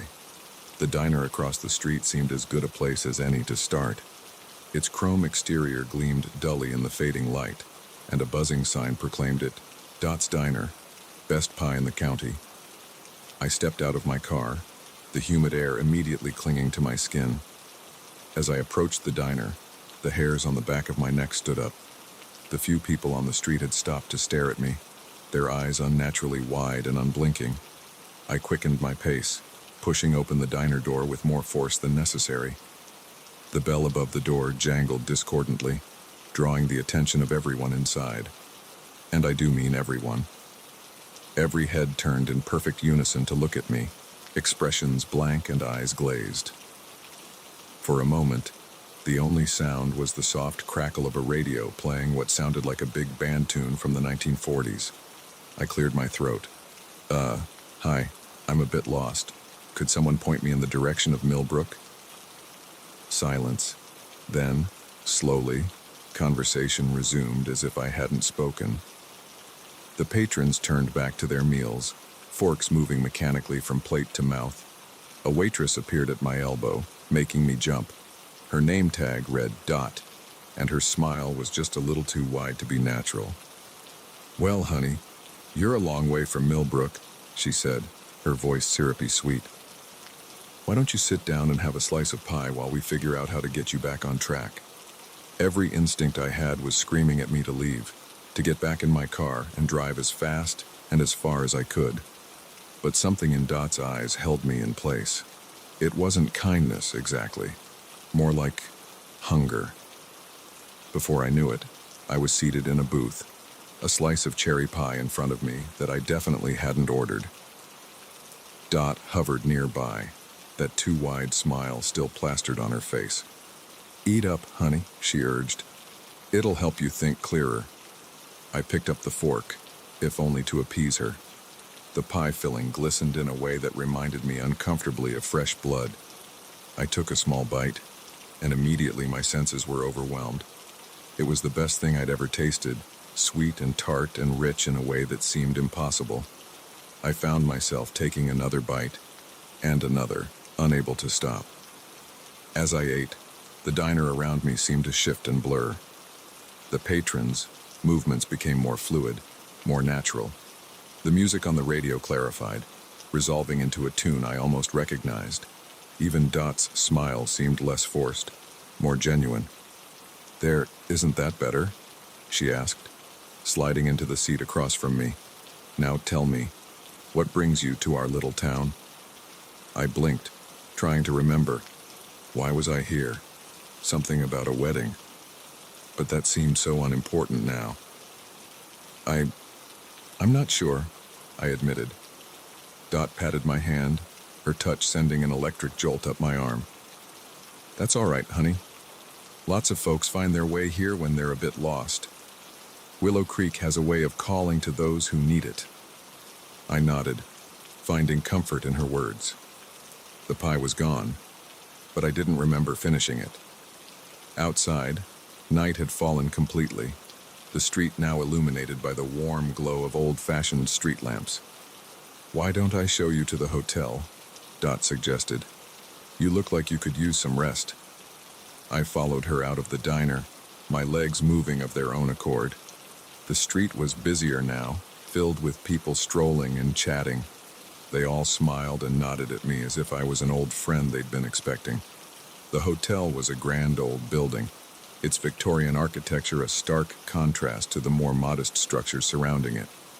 As we climbed the steps, I felt a wave of dizziness wash over me.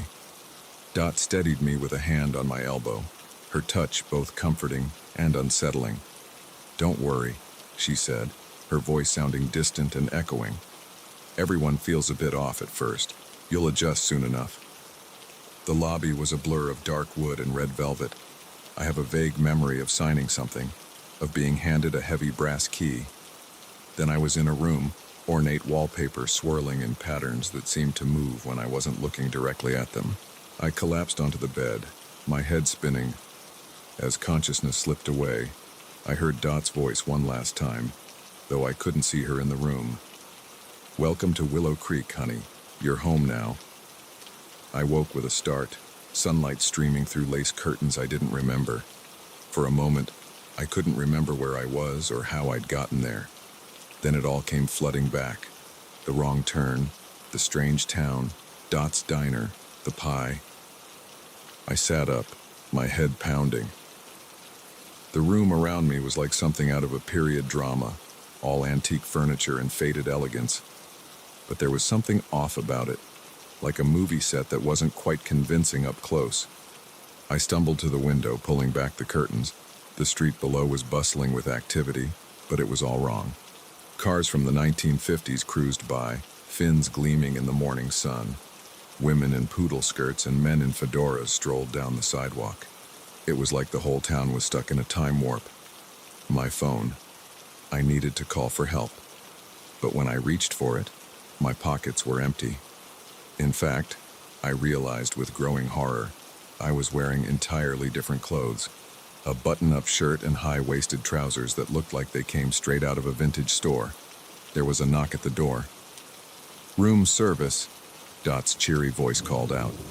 I opened the door cautiously. Dot stood there, balancing a tray with a steaming cup of coffee and another slice of that damn pie. Good morning, sunshine, she chirped. Thought you might need a pick-me-up after your long journey. What's going on here? I demanded, my voice hoarse. What is this place? What did you do to me? Dot's smile never wavered. Now, there's no need for all that. Willow Creek is just a special place for special people. People who need a fresh start, who want to forget their troubles. And you, my dear, looked like you needed that more than most. I shook my head, trying to clear the fog that still clung to my thoughts. But I didn't want this. I was just passing through. I need to get back. I have a wedding to... A wedding? Dot interrupted, her eyes gleaming. Oh, honey, is that what's got you so worked up? Well, why didn't you say so? We love weddings here in Willow Creek. In fact, I think old Mr. Johnson's daughter is getting married this weekend. I'm sure they'd be happy to have you join the celebration. The way she said it made it clear this wasn't a suggestion. I felt a chill run down my spine as I realized the true nature of my situation. This wasn't just a strange town. It was a trap, and I had walked right into it. I think I'd like to leave now, I said, trying to keep my voice steady. Dot's smile turned sad. Oh, honey, don't you know? Nobody ever really leaves Willow Creek, but don't worry. You'll come to love it here. We all do, in the end. As if on cue, a group of townspeople appeared in the hallway behind her.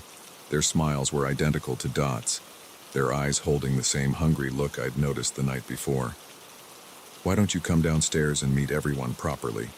Dot suggested, reaching out to take my hand. After all, we're your family now. I wanted to resist, to run, to scream. But as Dot's fingers closed around mine, I felt that same electric jolt from the night before. And suddenly, the idea didn't seem so bad. After all, wasn't this what I'd always wanted? A place to belong, a simpler life, free from the stresses of the modern world. As Dot led me down the stairs, the other townspeople falling in behind us like a macabre parade, I felt the last of my resistance fading away. Willow Creek may not have been my intended destination, but maybe, just maybe, it was where I was meant to be all along. The sun shone brightly outside, the street alive with the bustle of a perfect 1950s day, and as I stepped out into it, hand in hand with my new family, I couldn't quite remember why I had ever wanted to leave.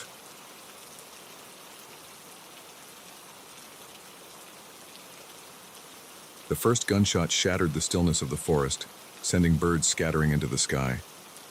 I froze, my heart pounding in my chest.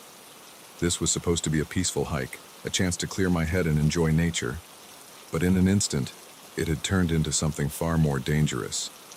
I'd set out early that morning, driving to a remote trailhead I discovered online. It promised stunning views and challenging terrain, perfect for a day-long solo hike. The first few hours had been everything I'd hoped for. Crisp autumn air, the crunch of leaves underfoot, and a sense of solitude that was hard to find in the city. But now, as I stood rooted to the spot, straining my ears for any further sounds, I realized how isolated I truly was. Miles from civilization, no cell phone signal, and apparently sharing the woods with someone armed and potentially dangerous. For a moment, I tried to rationalize it. Maybe it was just a hunter, I thought. But it wasn't hunting season, and something in my gut told me this was different. The shot had sounded too close, too deliberate. Another crack echoed through the trees, closer this time. It was followed by shouting, the words indistinct but the tone unmistakably angry. My instincts kicked in, and I dove behind a large oak tree, trying to make myself as small as possible. From my hiding spot, I peered around the forest. The dense undergrowth that had seemed so beautiful earlier now felt oppressive, potentially hiding threats from every angle. I tried to control my breathing, knowing that any sound could give away my position. That's when I saw them. Two men, dressed in camouflage, crashed through the brush about 50 yards away. They were carrying rifles and moving with purpose, their eyes scanning the forest floor. Poachers, I realized with a jolt. And from their agitated movements, it was clear they were pursuing something, or someone. I pressed myself harder against the tree, willing myself to become invisible. The men were getting closer, their voices now clear enough for me to make out words. He couldn't have gotten far, one of them growled. Not with that wound. We can't let him get away, the other replied, his voice tight with tension. If he talks, we're done for. My mind raced. They weren't hunting animals, they were hunting a person. Someone who had seen something they shouldn't have. Someone who was now injured and running for their life. And I was caught in the middle of it. I knew I should stay hidden, wait for them to pass, and then make my way back to my car as quickly and quietly as possible. But a nagging voice in the back of my mind wouldn't let me. Someone out there needed help, and I might be their only chance. Taking a deep breath, I made a decision that would change everything. As soon as the poachers passed my hiding spot, I began to move in the opposite direction, searching for any sign of their wounded quarry. The forest was eerily quiet now, as if holding its breath. I moved as silently as I could, my eyes darting from tree to tree, looking for anything out of place. A broken branch, a scuff mark in the dirt, anything that might indicate someone had passed through in a hurry. After what felt like hours, but was probably only minutes, I spotted it. A smear of red on a tree trunk, about chest height. Blood. My stomach churned, but I pressed on, following the sporadic trail deeper into the woods. The sound of running water grew louder, and I soon found myself at the edge of a small stream. That's where I saw him. A man, probably in his 40s, slumped against a boulder. His shirt was soaked with blood, his face pale and drawn with pain. His eyes widened in fear as he saw me approach, his hand reaching for something at his side. I raised my hands, showing I was unarmed. "I'm here to help," I whispered urgently. "Those men, they're after you, right?" He nodded weakly, his hand relaxing. Game warden, he managed to say between labored breaths. Caught them. Illegal hunting operation. Big operation. Dangerous people. I knelt beside him, assessing his wound. The bullet had caught him in the shoulder, and while it was bleeding heavily, it didn't look immediately life-threatening, but he'd lost a lot of blood, and in this wilderness, even a minor injury could be fatal. We need to move, I said, already shrugging off my backpack. Can you walk? He nodded again, gritting his teeth as I helped him to his feet. I quickly wrapped his wound as best I could with supplies from my first aid kit, then let him lean on me as we started to move. Our progress was agonizingly slow. Every snapping twig, every rustle of leaves sounded like a gunshot in the quiet forest. I had no real plan beyond putting distance between us and the poachers, hoping to find higher ground where we might get a cell signal. We had been moving for maybe 20 minutes when we heard it. Voices, carried on the wind. The poachers had picked up our trail. There, the warden whispered, pointing to a steep hill. Cave system. We can lose them in there. It was risky. If we got lost in the caves, we'd be in even more trouble. But with the poachers closing in, we didn't have much choice. We started the climb, each step a struggle for the injured man. Just as we reached the cave entrance, a shout rang out behind us. They had spotted us. Without hesitation, we plunged into the darkness of the cave. The next few hours were a blur of dark passages, stumbling steps, and heart-stopping moments of silence as we listened for our pursuers. The warden, whose name I learned was Mike, guided us as best he could, but it was clear he was weakening. Finally, we emerged from a narrow tunnel into a larger cavern. Faint light filtered in from somewhere above, revealing a space about the size of a small room. Mike collapsed against the wall, his breathing ragged. "We can't go any further," I said, knowing it was true even as I hated to admit it. "We'll have to make a stand here."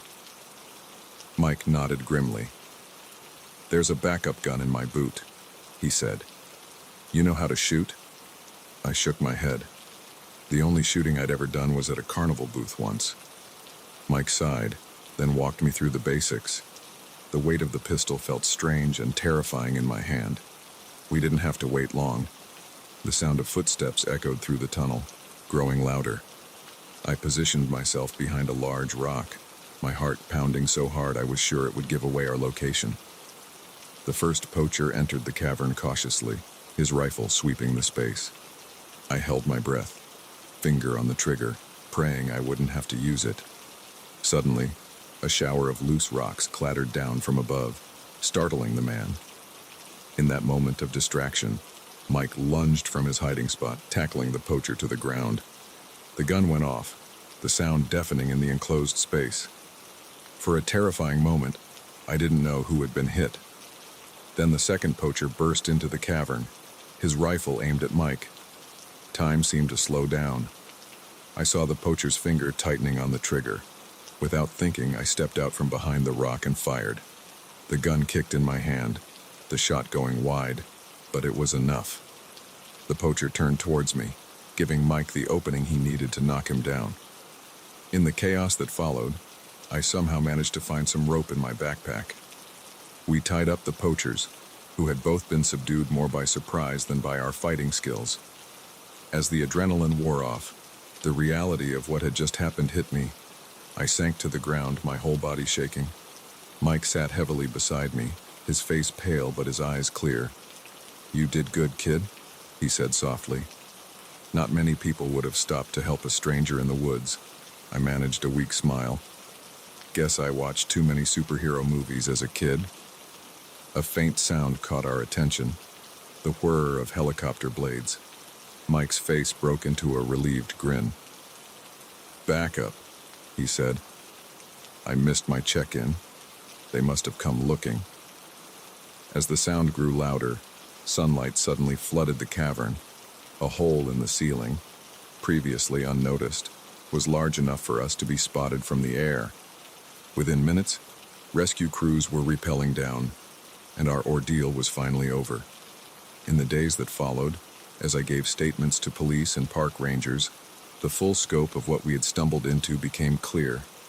The poachers were part of a large, illegal hunting operation that had been targeting endangered species in the area for years. Our actions had led to the bust of a major wildlife crime ring. Mike recovered from his injuries and made sure I was recognized for my role in the incident.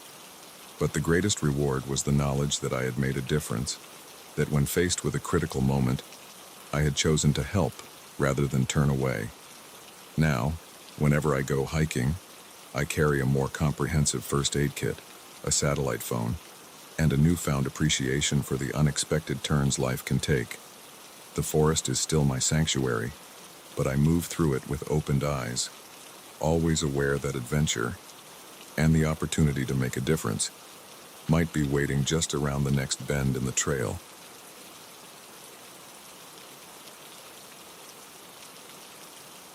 The last call for drinks echoed through the empty bar, my voice sounding hollow in the cavernous space. I'd been working at the Rusty Nail for 3 years, but I'd never seen it this dead on a Friday night. As I wiped down the counter for the 100th time, I couldn't shake the feeling that something was off. Maybe it was the storm brewing outside, or maybe it was just my imagination working overtime in the eerie quiet. Either way, I was counting the minutes until I could lock up and head home. I'm Sarah, by the way, bartender extraordinaire tonight, apparently the only soul brave enough to face the howling wind and sheeting rain. Even my boss had called it quits early, leaving me with strict instructions to close up shop at midnight sharp. No exceptions. The ancient clock above the bar ticked closer to the hour, each movement of its hands feeling like an eternity. I'd already cleaned every glass, restocked every bottle, and swept the floor twice. There was nothing left to do but wait. A flash of lightning illuminated the world outside, followed almost immediately by a crack of thunder that shook the windows. I jumped, nearly dropping the glass I was polishing. "Get a grip, Sarah," I chided myself. "It's just a storm." That's when I heard it. A soft scraping sound, barely audible over the rain pounding against the roof. I froze, straining my ears. There it was again, coming from the back of the bar, near the storage room. "Hello?" I called out, hating how my voice quavered. "We're closed." Silence. Then, unmistakably, the sound of footsteps. Slow, deliberate, moving towards me. My heart raced as I scanned the bar for anything I could use as a weapon. I settled on a heavy bottle of bourbon, gripping it tightly as I edged towards the end of the bar. "I'm armed," I lied, trying to sound more confident than I felt. "And I've already called the police." The footsteps stopped. For a moment, all I could hear was the storm and the pounding of my own heart. Then, a voice, low and raspy. "No, you haven't." A figure emerged from the shadows at the far end of the bar. A man, tall and broad-shouldered, his face hidden beneath the hood of a dark jacket. He moved with an unsettling grace, each step precise and measured. "We're closed," I repeated, my knuckles white around the neck of the bourbon bottle. "You need to leave." He chuckled, the sound sending a chill down my spine. "Oh, I don't think so. In fact, I think you're going to pour me a drink." As he stepped into the dim light cast by the bar's old neon signs, I caught a glimpse of his face. His eyes were dark, intense, fixed on me with an unsettling focus. But it was his smile that really got to me. Too wide, too many teeth like a predator eyeing its prey. "Listen," I said, trying to keep my voice steady. "I don't want any trouble. Take whatever's in the till and go. I won't call the cops, I swear." He laughed again, sliding onto a bar stool with fluid ease. "I'm not here for money, Sarah. I'm here for something far more valuable." The fact that he knew my name sent a fresh wave of fear through me. I glanced at the door, gauging my chances of making a run for it. As if reading my thoughts, the man's smile widened. "I wouldn't if I were you," he said softly. "Now, how about that drink?" My bartender instincts kicked in, overriding my fear for a moment. What's your poison? Surprise me, he replied, his eyes never leaving my face. With shaking hands, I set down the bourbon and reached for a glass. My mind raced, trying to figure a way out of this situation. The phone was in my pocket, but there was no way I could call for help without him noticing. Maybe if I could distract him somehow. I settled on a classic old-fashioned, my hands moving almost on autopilot as I mixed the drink. The familiar routine helped calm my nerves, if only slightly. As I worked, I tried to engage him in conversation, hoping to learn something, anything that might help me. So, I said, keeping my tone as casual as possible, "Come here often." He smirked, clearly amused by my attempt at small talk. First time, actually. But I've been watching this place for a while. Watching you. A chill ran down my spine. Me? Why? "You're special, Sarah," he said, leaning forward. "You have something I need." I slid the finished drink across the bar, careful to keep my distance. "Look, I'm just a bartender. I don't have anything valuable." "Oh, but you do," he insisted. "You just don't know it yet." As he reached for the glass, his sleeve rode up slightly, revealing a strange symbol tattooed on his wrist. It looked like a series of interconnected circles, with what appeared to be an eye in the center. Something about it felt wrong, unnatural. He caught me staring and smiled that too-wide smile again. "Curious, aren't you? Good. Curiosity is the first step." "First step to what?" I asked, unable to stop myself. He took a sip of his drink, nodding appreciatively. "To awakening, to seeing the world as it truly is." Great, I thought. Not just a creepy stalker, but a creepy stalker with delusions of grandeur. I needed to end this. Fast. "Listen," I said, trying to sound firm. "I don't know what you think I have, but you're mistaken. Now, I'm going to have to ask you to leave. We closed 10 minutes ago." His expression darkened, all pretense of friendliness vanishing. "I'm not going anywhere, Sarah, and neither are you. Not until you give me what I came for." "And what exactly is that?" I demanded, fear giving way to anger. In response, he reached into his jacket and pulled out a small, ornate box. It was made of some dark wood I didn't recognize, carved with symbols similar to the one on his wrist. As he set it on the bar, I could have sworn I heard a faint whisper coming from inside. "In this box," he said, his voice low and intense, "is a key that can only be used by someone with a very special gift. A gift that you possess, whether you know it or not." I stared at the box, a sense of dread washing over me. Part of me wanted to grab it and run, while another part wanted to smash it to pieces. Instead, I forced myself to meet his gaze. "I don't know what you're talking about," I said. "I don't have any gift. I'm just a normal person trying to do my job." He shook his head, a look of pity crossing his face. "Oh, Sarah, there's nothing normal about you. Why do you think you've always felt different? Why do you think you can sometimes sense things before they happen? Why do you think the spirits in this old bar whisper to you when no one else is around?" I took a step back, my mind reeling. How could he know about the whispers? I'd never told anyone about those, convinced I was just imagining things. But here was this stranger, laying bare secrets I'd kept hidden even from myself. What are you?" I whispered. His smile returned, but this time it held a hint of sadness. "I am a keeper, one of those charged with maintaining the balance between this world and the ones beyond. And you, Sarah, are a gatekeeper, one with the power to open doors that should remain closed, or to seal them shut forever." As he spoke, the air in the bar seemed to thicken. The shadows in the corners grew deeper, more menacing, and the whispers I'd always dismissed as my imagination grew louder, more insistent. "This isn't real," I said, but even as the words left my mouth, I knew they were a lie. Deep down, in a part of myself I'd always tried to ignore, I knew he was telling the truth. It's very real, he said softly, and it's time for you to accept your role. Open the box, Sarah. Claim the key. Embrace your destiny. I looked at the box, then back at him. In that moment, I realized I was standing on a precipice.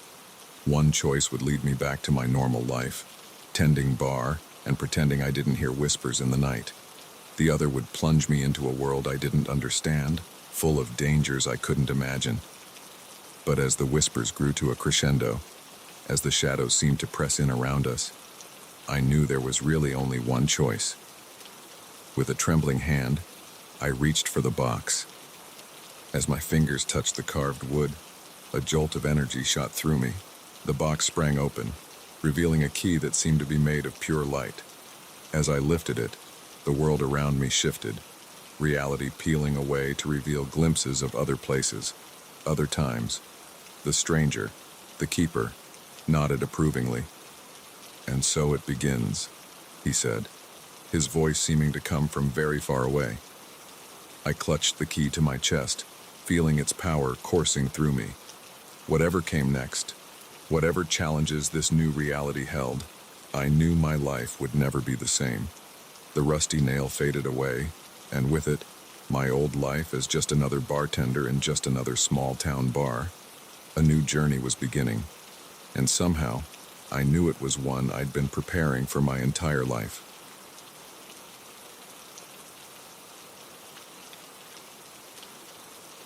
The crunch of twigs under heavy boots jolted us from our peaceful morning. Emma and I froze, our coffee mugs suspended midway to our lips, as we locked eyes across the cabin's small porch. We'd come here to escape the world, but it seemed the world had found us anyway, and it was armed. It was supposed to be the perfect getaway, a quaint cabin nestled in the woods, miles from the nearest town, with no cell service, and only the sounds of nature to keep us company. Emma had found it online, a last-minute booking for a long weekend. "Just what we need," she'd said, her eyes sparkling with excitement. No distractions, no interruptions, just us. I'd agreed, eager to leave behind the stress of work and the constant buzz of city life. And for the first day and a half, it had been perfect. We'd hiked, swam in the crystal-clear lake, and spent long hours simply sitting on the porch, talking and laughing like we hadn't done in years. But now, as the sound of voices drifted through the trees, that bubble of tranquility shattered. "Did you hear that?" Emma whispered, setting her mug down with a trembling hand. I nodded, my mind racing. It could be other hikers, I told myself. Or maybe the property owner coming to check on something. But the tension in the air, the way the forest had suddenly gone quiet, told me this was something else entirely. "Get inside," I said, keeping my voice low. "Lock the door. I'll see what's going on." Emma opened her mouth to protest, but another sound cut her off, the unmistakable metallic click of a gun being cocked. We moved quickly, slipping inside the cabin and shutting the door as quietly as possible. Through the window, I could see movement at the edge of the clearing. Two men, dressed in camouflage, their faces obscured by thick beards and low-brimmed hats. "What do we do?" Emma asked, her voice barely above a whisper. I shook my head, at a loss. We were trapped. The cabin had no basement, no secret passages, just four walls and a roof, suddenly feeling very flimsy against the threat outside. The men were closer now, their voices clear enough for us to make out words. "I'm telling you, I saw something," one of them said, his tone urgent. "Could have sworn it was a person." "Better not be," the other replied, his voice gruff. "We can't have any witnesses."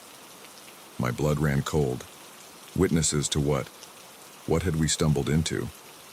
Emma tugged at my sleeve, pointing to the back of the cabin. There was a small window there, barely big enough for a person to squeeze through. It was our only chance. We moved silently, gathering what we could. Our phones, though useless without signal, a flashlight, a bottle of water. As Emma worked on opening the window, I scanned the cabin for anything we could use as a weapon. My eyes landed on a heavy cast iron skillet hanging by the stove. It wasn't much, but it was better than nothing. The window creaked as Emma pushed it open, the sound impossibly loud in the tense silence. We both froze, listening. The voices outside had stopped. "Go," I whispered, giving Emma a boost. She slithered through the opening, landing with a soft thud on the other side. I passed her our makeshift supplies, then began to squeeze through myself. I was halfway out when I heard the cabin door slam open. "Hey!" a voice shouted. "We've got runners!" Adrenaline surged through me. I tumbled out of the window, scraping my back on the rough wood. Emma was there, pulling me to my feet, and then we were running. We plunged into the forest, branches whipping at our faces, roots threatening to trip us with every step. Behind us, I could hear the men crashing through the underbrush, their shouts growing fainter as we put distance between us. We ran until our lungs burned and our legs felt like lead. Finally, gasping for breath, we ducked behind a large fallen tree. I think we lost them," Emma panted, her face flushed and streaked with dirt. I nodded, not trusting myself to speak. My mind was whirling, trying to make sense of what was happening. Who were those men? What were they doing out here? And most importantly, how were we going to get out of this alive? As our breathing slowed, the sounds of the forest began to return. Birds chirping, leaves rustling in the breeze. It was almost possible to believe that the last half hour had been some sort of surreal dream, but the ache in my muscles and the fear still churning in my gut told me it was all too real. "We need to keep moving," I said finally, my voice hoarse. "Find a road, or a town, somewhere we can get help." Emma nodded, her eyes wide and frightened. "But which way? I don't even know where we are." I pulled out my phone, more out of habit than hope. Still no signal, but the compass app was working, at least. "The road we came in on was to the east," I said. "If we head that way, we should hit it eventually." It wasn't much of a plan, but it was all we had. We set off, moving as quickly and quietly as we could through the dense forest. Every snapping twig, every rustle in the undergrowth made us freeze, our hearts pounding. But each time it turned out to be nothing more than a squirrel or a bird. We had been walking for what felt like hours when we heard it, the distant rumble of an engine. Hope surged through me. A car meant a road, and a road meant potential rescue. But as we crept closer to the sound, that hope turned to ash in my mouth. Through the trees, I could see a clearing, and in that clearing was a sight that made my blood run cold. A group of men, at least a dozen, were gathered around several large trucks. They were unloading crates, their contents hidden but easy enough to guess given the circumstances. This was no small-time operation. This was organized, professional, and extremely dangerous. I felt Emma tense beside me. "We need to go," she whispered. "Now." But before we could move, a shout rang out. "Over there! I saw something." We ran. There was no attempt at stealth now, no careful movement through the forest. We crashed through the underbrush, branches tearing at our clothes, roots threatening to send us sprawling with every step. Behind us, I could hear the sounds of pursuit. Men shouting, branches breaking, the occasional crack of a gunshot that sent splinters of wood flying from nearby trees. My lungs were on fire, my legs screaming in protest, but terror kept me moving. The thought of what would happen if we were caught driving me forward. We burst out of the tree line onto a dirt road. To our left, it disappeared around a bend. To our right, about 100 yards away, was a bridge spanning a deep ravine. "The bridge," Emma gasped. We can hide underneath." It was risky. If they thought of looking there, we'd be trapped. But the alternative was to keep running, and I didn't know how much longer we could manage that. We sprinted for the bridge, the sound of our pursuers growing louder with each passing second. As we reached it, I helped Emma down the steep embankment, then followed, sliding and scrambling to the space beneath the bridge's deck. We pressed ourselves against the concrete support, trying to quiet our ragged breathing. Above us, we could hear the thud of boots on the bridge, voices calling out to each other. They can't have gotten far. Spread out. Check the woods on the other side. What if they went down to the river? My heart nearly stopped at that last one. But then another voice, authoritative and impatient, cut through the chatter. We don't have time for this. The buyer will be here any minute. If they ran, they ran. We'll deal with it later. Everyone back to base, now. There were grumbles of protest, but soon the voices faded, replaced by the sound of engines starting up and driving away. We stayed hidden for what felt like hours, neither of us daring to speak. Finally, when the forest had been quiet for a long time, I risked a whisper. I think they're gone. Emma nodded, her face pale and streaked with tears. I hadn't noticed her crying. What do we do now? I took a deep breath, trying to think clearly despite the fear and exhaustion clouding my mind. We follow the road, I said finally, but we stay in the woods, out of sight. Sooner or later, it has to lead to a town or a highway. It wasn't much of a plan, but it was all we had. As we climbed back up to the road, the reality of our situation hit me anew. We were lost in the wilderness, being hunted by dangerous criminals, with no way to call for help. Our survival would depend on our wits, our stamina, and no small amount of luck. But as I looked at Emma, saw the determination in her eyes despite her fear, I felt a glimmer of hope. We were in this together, and together, somehow, we would find a way out. We set off down the road, staying just inside the tree line. Every step took us further from the nightmare we'd stumbled into, and closer, I hoped, to safety. But I knew the real journey was just beginning. Even if we made it out of these woods, we'd have a story to tell. A dangerous story that some very dangerous people would want to keep quiet. Our relaxing weekend getaway had turned into a fight for survival, and it was a fight I was determined to win.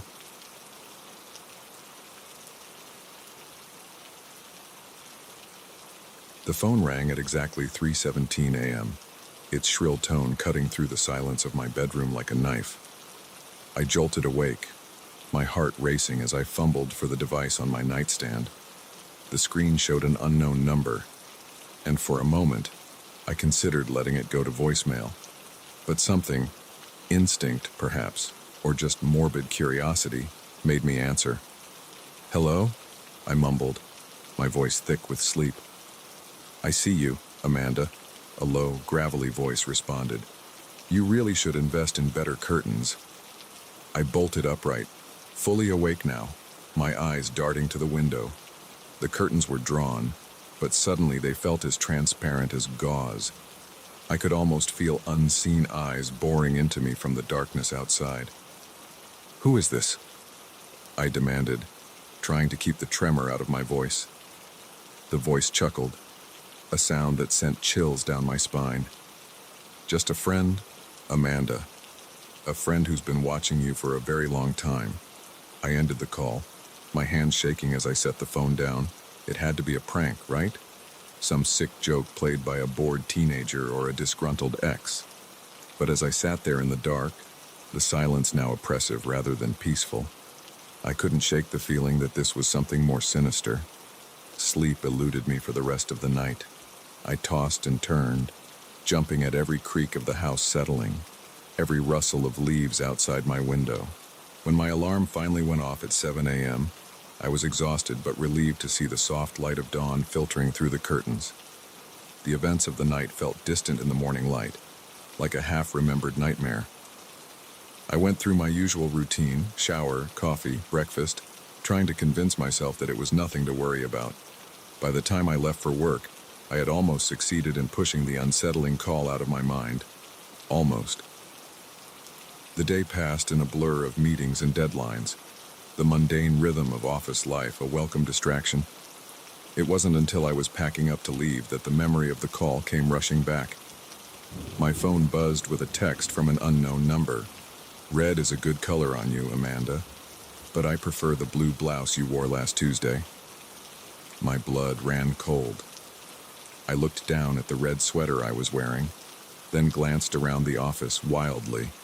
Most of my co-workers had already left for the day. Those still at their desks were engrossed in their work, paying me no attention. But someone, somewhere, was watching me. I practically ran to my car, my keys clutched tightly in my hand like a weapon. The drive home was a nerve-wracking affair. Every red light an eternity where I scanned the surrounding cars, looking for anyone who might be following me. Once home, I double-checked all the locks, drew the curtains tight, and collapsed onto my couch. My mind raced, trying to piece together what was happening. Who could be doing this? An ex-boyfriend, a disgruntled co-worker, but none of the possibilities quite fit. My phone buzzed again. Another unknown number. "You should really eat something, Amanda. You barely touched your lunch today." I threw the phone across the room, where it landed with a dull thud on the carpet. How did they know? How could they possibly know what I had or hadn't eaten? The next few days passed in a haze of paranoia.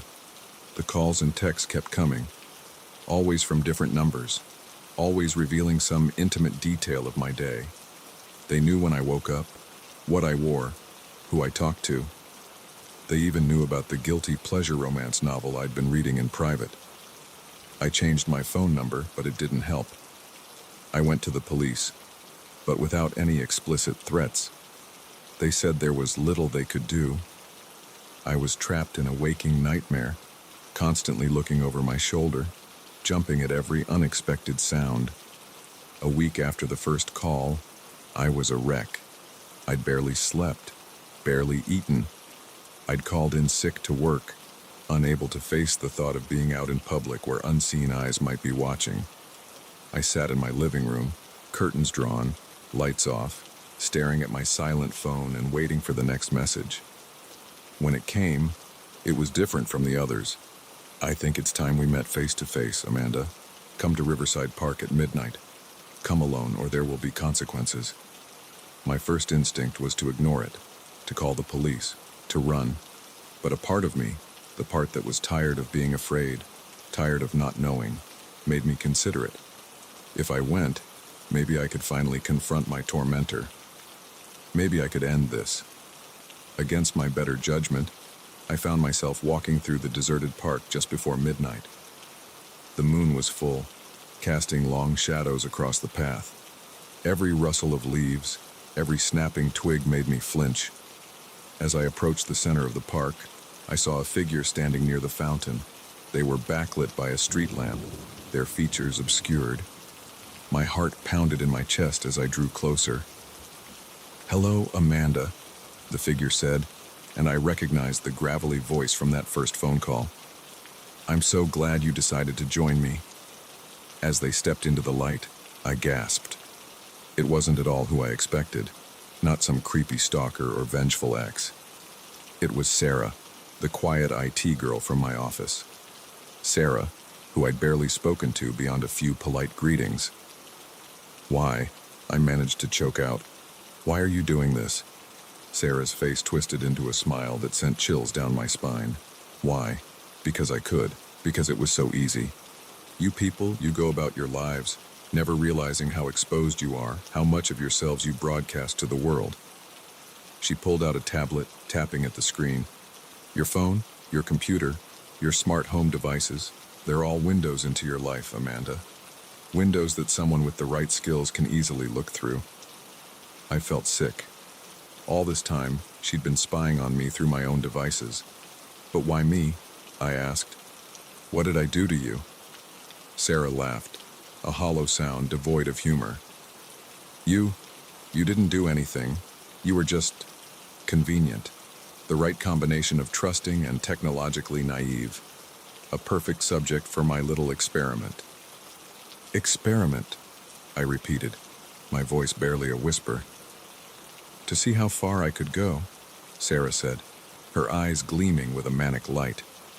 "To see how much I could learn, how deeply I could burrow into someone's life without them knowing.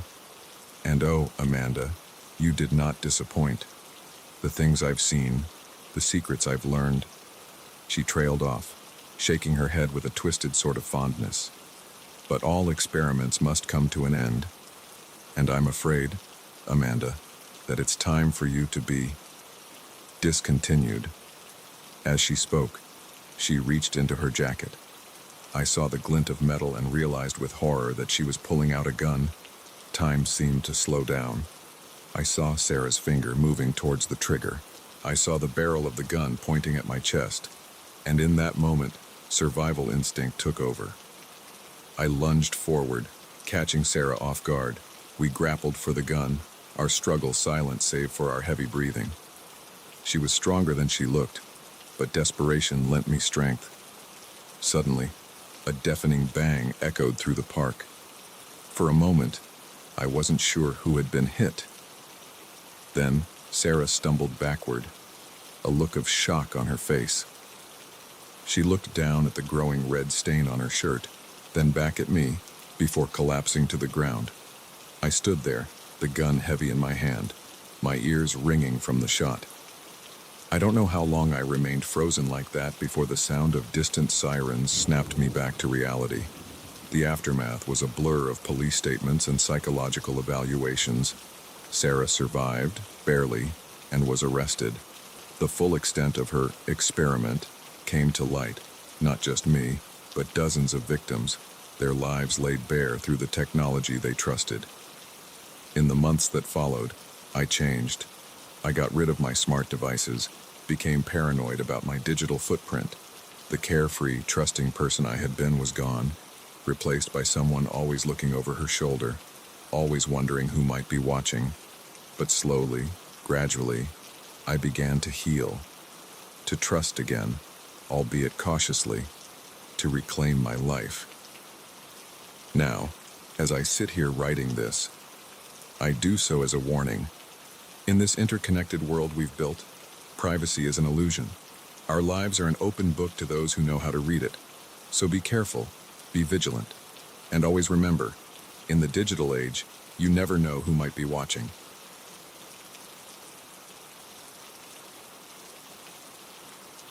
The cardboard box was heavier than it looked, its contents shifting ominously as I lifted it from the dusty shelf.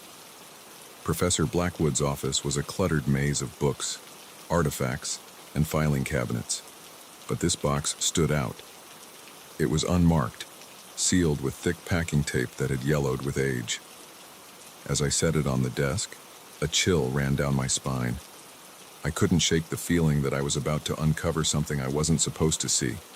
I'm Liv, by the way. Grad student, part-time house sitter, and now, apparently, unwitting detective in a mystery I never asked to be part of. It had started innocently enough. Professor Blackwood, my thesis advisor, had asked me to house sit while he attended a conference in Europe. Just water the plants and collect the mail, he'd said, handing me the keys with a distracted smile. Oh, and if you could organize my office a bit, that would be splendid. What he hadn't mentioned was that his office was more like a small library that had mated with an antique shop and then exploded. I'd been at it for days, sorting through papers, cataloging books, and trying to impose some semblance of order on the chaos. That's when I found the box. I hesitated, my hand hovering over the tape. This wasn't what I'd signed up for. I should just put it back, pretend I never saw it. But curiosity, that dangerous and insistent voice, urged me on. Before I could talk myself out of it, I grabbed a letter opener from the desk and sliced through the tape. The musty smell of old paper hit me as I opened the flaps. Inside, I found a collection of notebooks, their covers worn and pages yellowed. Scattered among them were photographs, news clippings, and what looked like official documents, all decades old. I picked up the topmost notebook, its leather cover soft and supple under my fingers.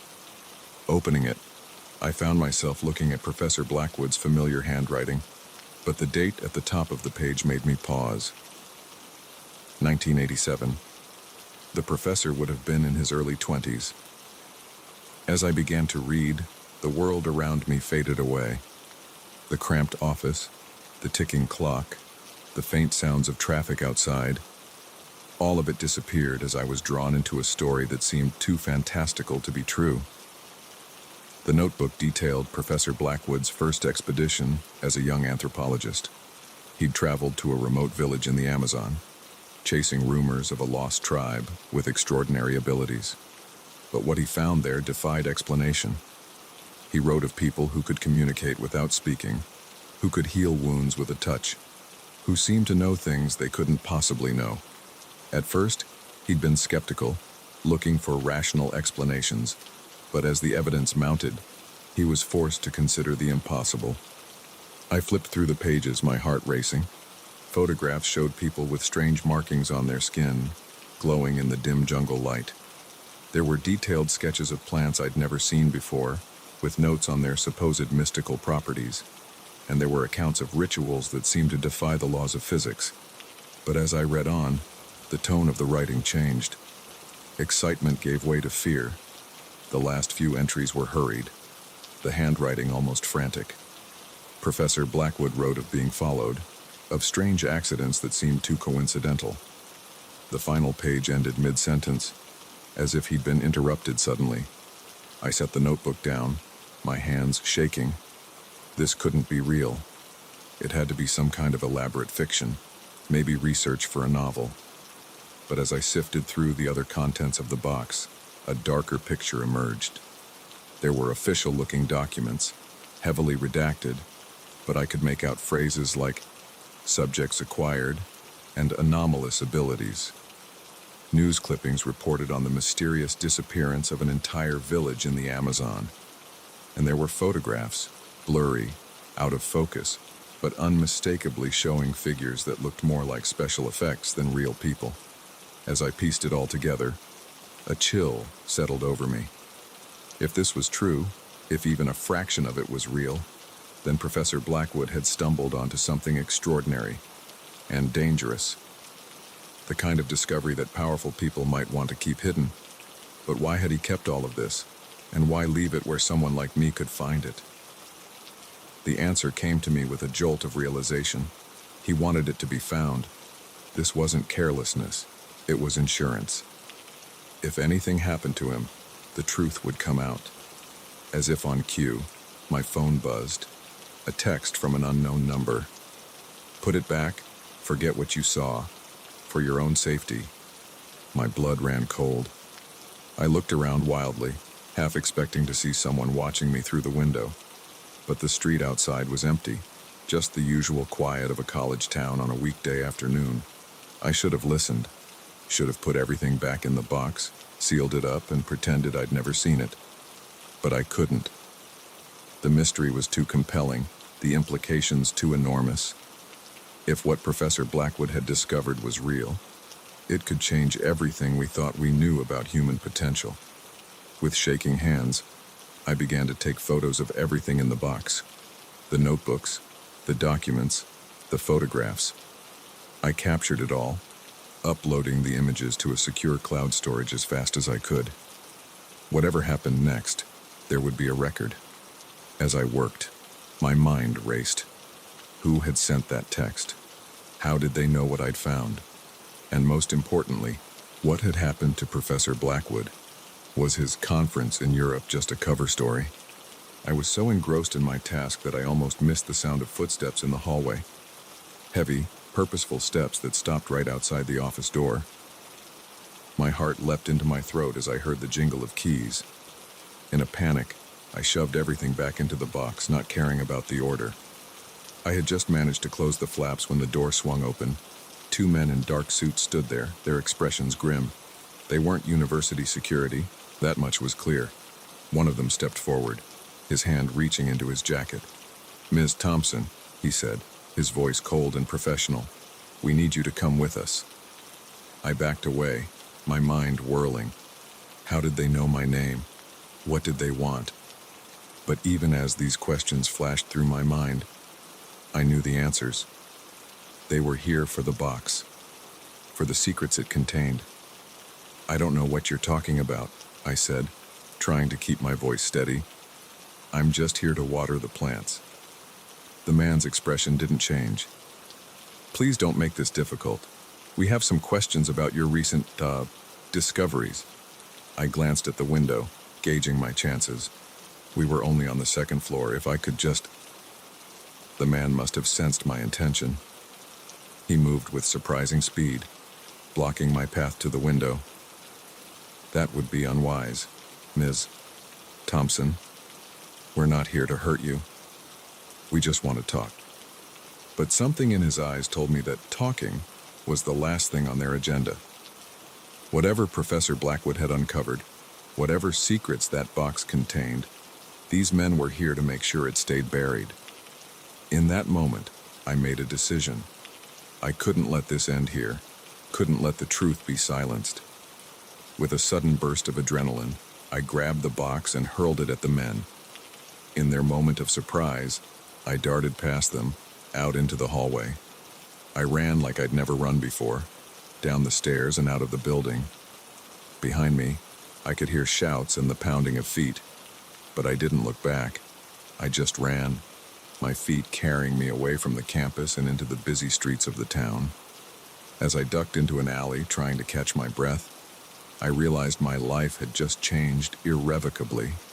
I was now part of something bigger than I could have imagined, caught up in a mystery that spanned decades and continents. I didn't have the box anymore, but I had the photos, I had the knowledge, and I had a choice to make. I could try to forget everything I'd seen, go back to my normal life and pretend none of this had happened. Or I could dig deeper, follow the trail that Professor Blackwood had left behind, and uncover the truth, no matter the cost. As I heard sirens in the distance and saw a black car slowly cruising down the street, I knew what my decision would be. This was just the beginning. The real adventure and the real danger was yet to come. With one last look at the university building where my ordinary life had ended, I turned and disappeared into the maze of city streets. Whatever happened next, I was determined to see this through. For Professor Blackwood, for the truth, and for the incredible secret that could change the world.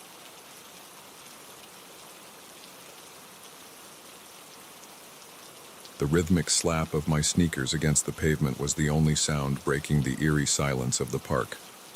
Moonlight filtered through the trees, casting long shadows across my path. It was just another late-night run, or so I thought. But as I rounded the bend near the old fountain, a chill ran down my spine. Someone was following me. I'm Jack, by the way. 32 software engineer, and until tonight, just another guy trying to stay in shape with his nightly jogs. I'd been running this same route through Oakwood Park for years, even after the city cut the budget for park maintenance and the place started to look a bit rough around the edges. The solitude and the challenge of navigating the poorly lit paths had always been part of the appeal. But tonight was different. I'd felt off from the moment I entered the park, like there were eyes on me. I'd shrugged it off at first, chalking it up to too much caffeine and not enough sleep. Now, as I heard the unmistakable sound of footsteps behind me, I realized my instincts had been right all along. I picked up my pace, heart pounding in my chest. The footsteps quickened to match. I chanced a glance over my shoulder and caught a glimpse of a dark figure about 50 yards back. Whoever it was, they were gaining on me. My mind raced, cataloging everything I knew about the park's layout. The main entrance was still a good mile away, but there was a side gate closer. If I could just make it there, I'd be out on a well-lit street with plenty of late-night businesses still open. I veered off the main path, cutting across a grassy field towards the side gate. The damp grass made for treacherous footing, and I nearly lost my balance more than once. Behind me, I could hear my pursuer crashing through the underbrush, no longer bothering with stealth. The side gate came into view, a welcome sight in the darkness, but as I drew closer, my heart sank. The gate was chained shut, a new padlock gleaming in the moonlight. When had they done that? In my moment of hesitation, the footsteps behind me grew louder. I spun around, back pressed against the gate, ready to face whoever was chasing me. The figure emerged from the shadows, and I felt a jolt of recognition. It was a man I'd seen hanging around the park entrance when I'd started my run. Average height, nondescript clothes, but with the intensity in his eyes that had made me uneasy even then. Whoa, easy there, he said, his voice surprisingly calm. I'm not going to hurt you, I just want to talk. Talk? I panted, still trying to catch my breath. You chased me through a dark park to talk. He held up his hands in a placating gesture. I know how this looks, but I had to make sure you were alone. It's not safe to be out here, you know? Not with what's been happening. I frowned, confusion momentarily overriding my fear. What are you talking about? What's been happening? The man glanced around nervously before leaning in closer. The disappearances, 3 people in the last month, all last seen in or near this park. The police are keeping it quiet, but something's going on here. Something bad. I'd heard rumors, of course. Whispers of people going missing, but nothing concrete. Nothing in the news. How do you know about this? I asked, still wary, but curiosity getting the better of me. Because I saw it happen, he replied, his voice dropping to a whisper. The last one. A woman, jogging just like you. 1 minute she was there, the next, gone. Like she'd been swallowed up by the shadows. A chill ran down my spine that had nothing to do with the cool night air. That's not possible, I said. But even as the words left my mouth, I wasn't so sure. The man nodded grimly. I know how it sounds, but I've been watching this place, trying to figure out what's going on, and I think I'm close. That's why I had to warn you. You're not safe here. Part of me wanted to dismiss him as a crackpot, to push past him and run home as fast as I could. But there was an earnestness in his eyes, a desperation that gave me pause. And if I was honest with myself, hadn't I felt something off about the park lately? A heaviness in the air, a sense of being watched even when I was alone. Okay, I said slowly. Let's say I believe you. What do we do about it? A look of relief washed over his face. We need to find the source. I've narrowed it down to the old maintenance shed near the center of the park. Strange lights, weird noises. Something's happening there. I hesitated. Every instinct was screaming at me to get out of the park, to go home and forget this ever happened. But the thought of more people disappearing, of families left wondering what happened to their loved ones, I couldn't just walk away. All right, I said, surprised by the steadiness in my voice. Show me. We set off deeper into the park, sticking to the shadows and moving as quietly as possible. The man introduced himself as Mike, a former park ranger who'd been let go when the budget cuts hit. He'd kept an eye on the place even after losing his job, unable to shake his attachment to the park he'd cared for so long. As we neared the center of the park, I began to notice things I'd overlooked before. Strange markings on trees, unlike any graffiti I'd seen, patches of ground where nothing seemed to grow, and an odd humming sound, just at the edge of hearing, that seemed to come from everywhere and nowhere at once. The maintenance shed loomed before us, a dilapidated structure that looked like it hadn't been used in years. But as we drew closer, I could see a faint light seeping out from under the door. Mike put a finger to his lips, then gestured for me to follow him. We crept up to one of the grimy windows, peering inside. What I saw made my blood run cold. The interior of the shed was transformed. Gone were the rusty tools and cobwebs I'd expected. Instead, the space was filled with strange, pulsing machinery. In the center stood a swirling vortex of light, like a tear in the very fabric of reality. And there were things moving around it. Shapes that hurt my eyes to look at directly, shifting and changing in ways that defied explanation. As I watched, one of them reached into the vortex and pulled something out. With a jolt of horror, I realized it was a person, unconscious or worse. I couldn't tell. I stumbled back, my mind reeling. This couldn't be real. It had to be some kind of hallucination, a trick of the light. But the grim look on Mike's face told me he was seeing the same thing. We need to stop this, he whispered urgently. Whatever's happening here, whatever they're doing with those people, we can't let it continue. I nodded, though fear threatened to overwhelm me. How?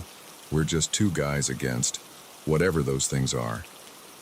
Mike reached into his jacket and pulled out a small device.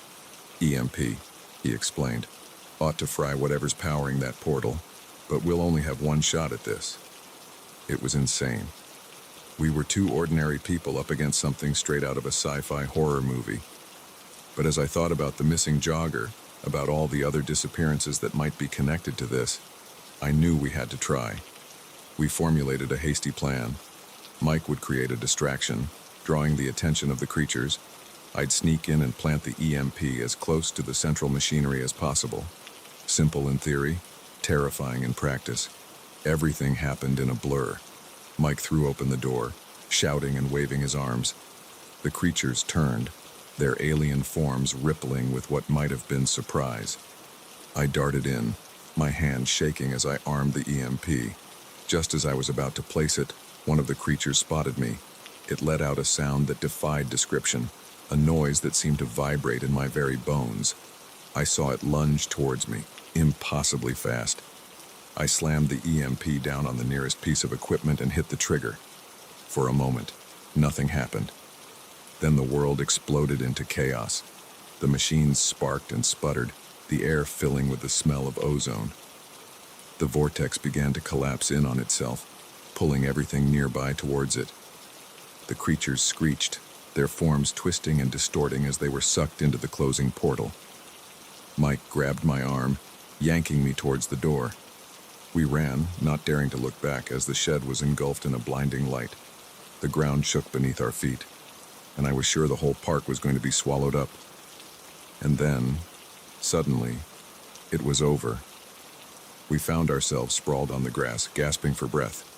Behind us, the maintenance shed was a smoking ruin, but blessedly, terrifyingly normal.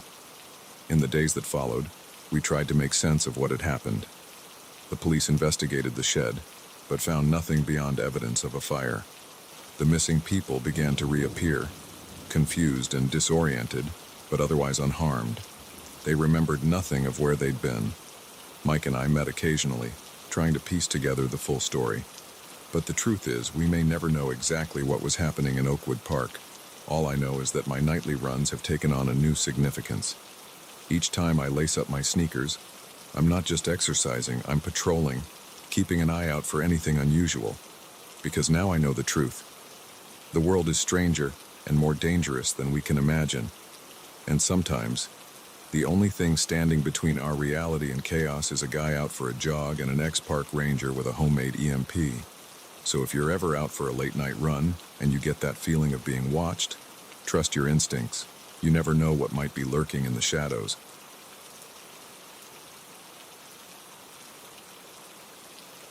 The sharp pop of the tire exploding shattered the quiet night, sending our car skidding across the empty highway. I wrestled with the steering wheel, my knuckles white with effort, as we finally came to a stop on the gravel shoulder. The silence that followed was deafening, broken only by our ragged breathing and the faint tick-tick-tick of the cooling engine. "Everyone okay?" I asked, glancing at my wife, Sarah, in the passenger seat, and our daughter, Emily, in the back. They nodded, shaken but unharmed. I stepped out of the car, the cool night air a stark contrast to the stuffy interior. We were in the middle of nowhere, miles from the last town we'd passed through and who knows how far from the next. The moon hung low and heavy in the sky, casting long shadows across the deserted landscape. As I inspected the shredded remains of our tire, a sense of unease began to creep over me. It was too quiet out here. No crickets chirping, no distant sounds of traffic. Just an oppressive silence that seemed to press in from all sides. I pulled out my phone, already knowing what I'd see. No signal, of course. "Looks like we're going to be here for a while," I told Sarah as I climbed back into the car. "I'll change the tire, but we should probably wait until morning to try and find help." She nodded, her face pale in the dim light. "I don't like it out here, John. It feels wrong." I knew what she meant. There was something off about this stretch of highway, something that set my nerves on edge. But I pushed the feeling aside, focusing on the practical aspects of our situation. "It'll be fine," I assured her, trying to sound more confident than I felt. "We've got water, some snacks. We'll just hunker down for the night and head out at first light." I set about changing the tire, the familiar task helping to calm my nerves. The beam of my flashlight cut through the darkness, illuminating the immediate area around the car. But beyond that small circle of light, the night seemed to press in, thick and impenetrable. That's when I saw it. A pair of headlights in the distance, approaching slowly. Relief washed over me. Another car meant help, or at least the possibility of it. But as the vehicle drew closer, that relief turned to unease. It was moving too slowly, almost cautiously, and there was something off about the headlights. They seemed too far apart, too high off the ground for a normal car. The vehicle came to a stop about 50 yards behind us. In the rearview mirror, I could just make out the outline of a large truck or van. The headlights stayed on, blinding in their intensity. "John." Sarah's voice was tight with fear. "What's going on?" I shook my head, trying to appear calm for her and Emily's sake. "Probably just someone stopping to help. I'll go check it out."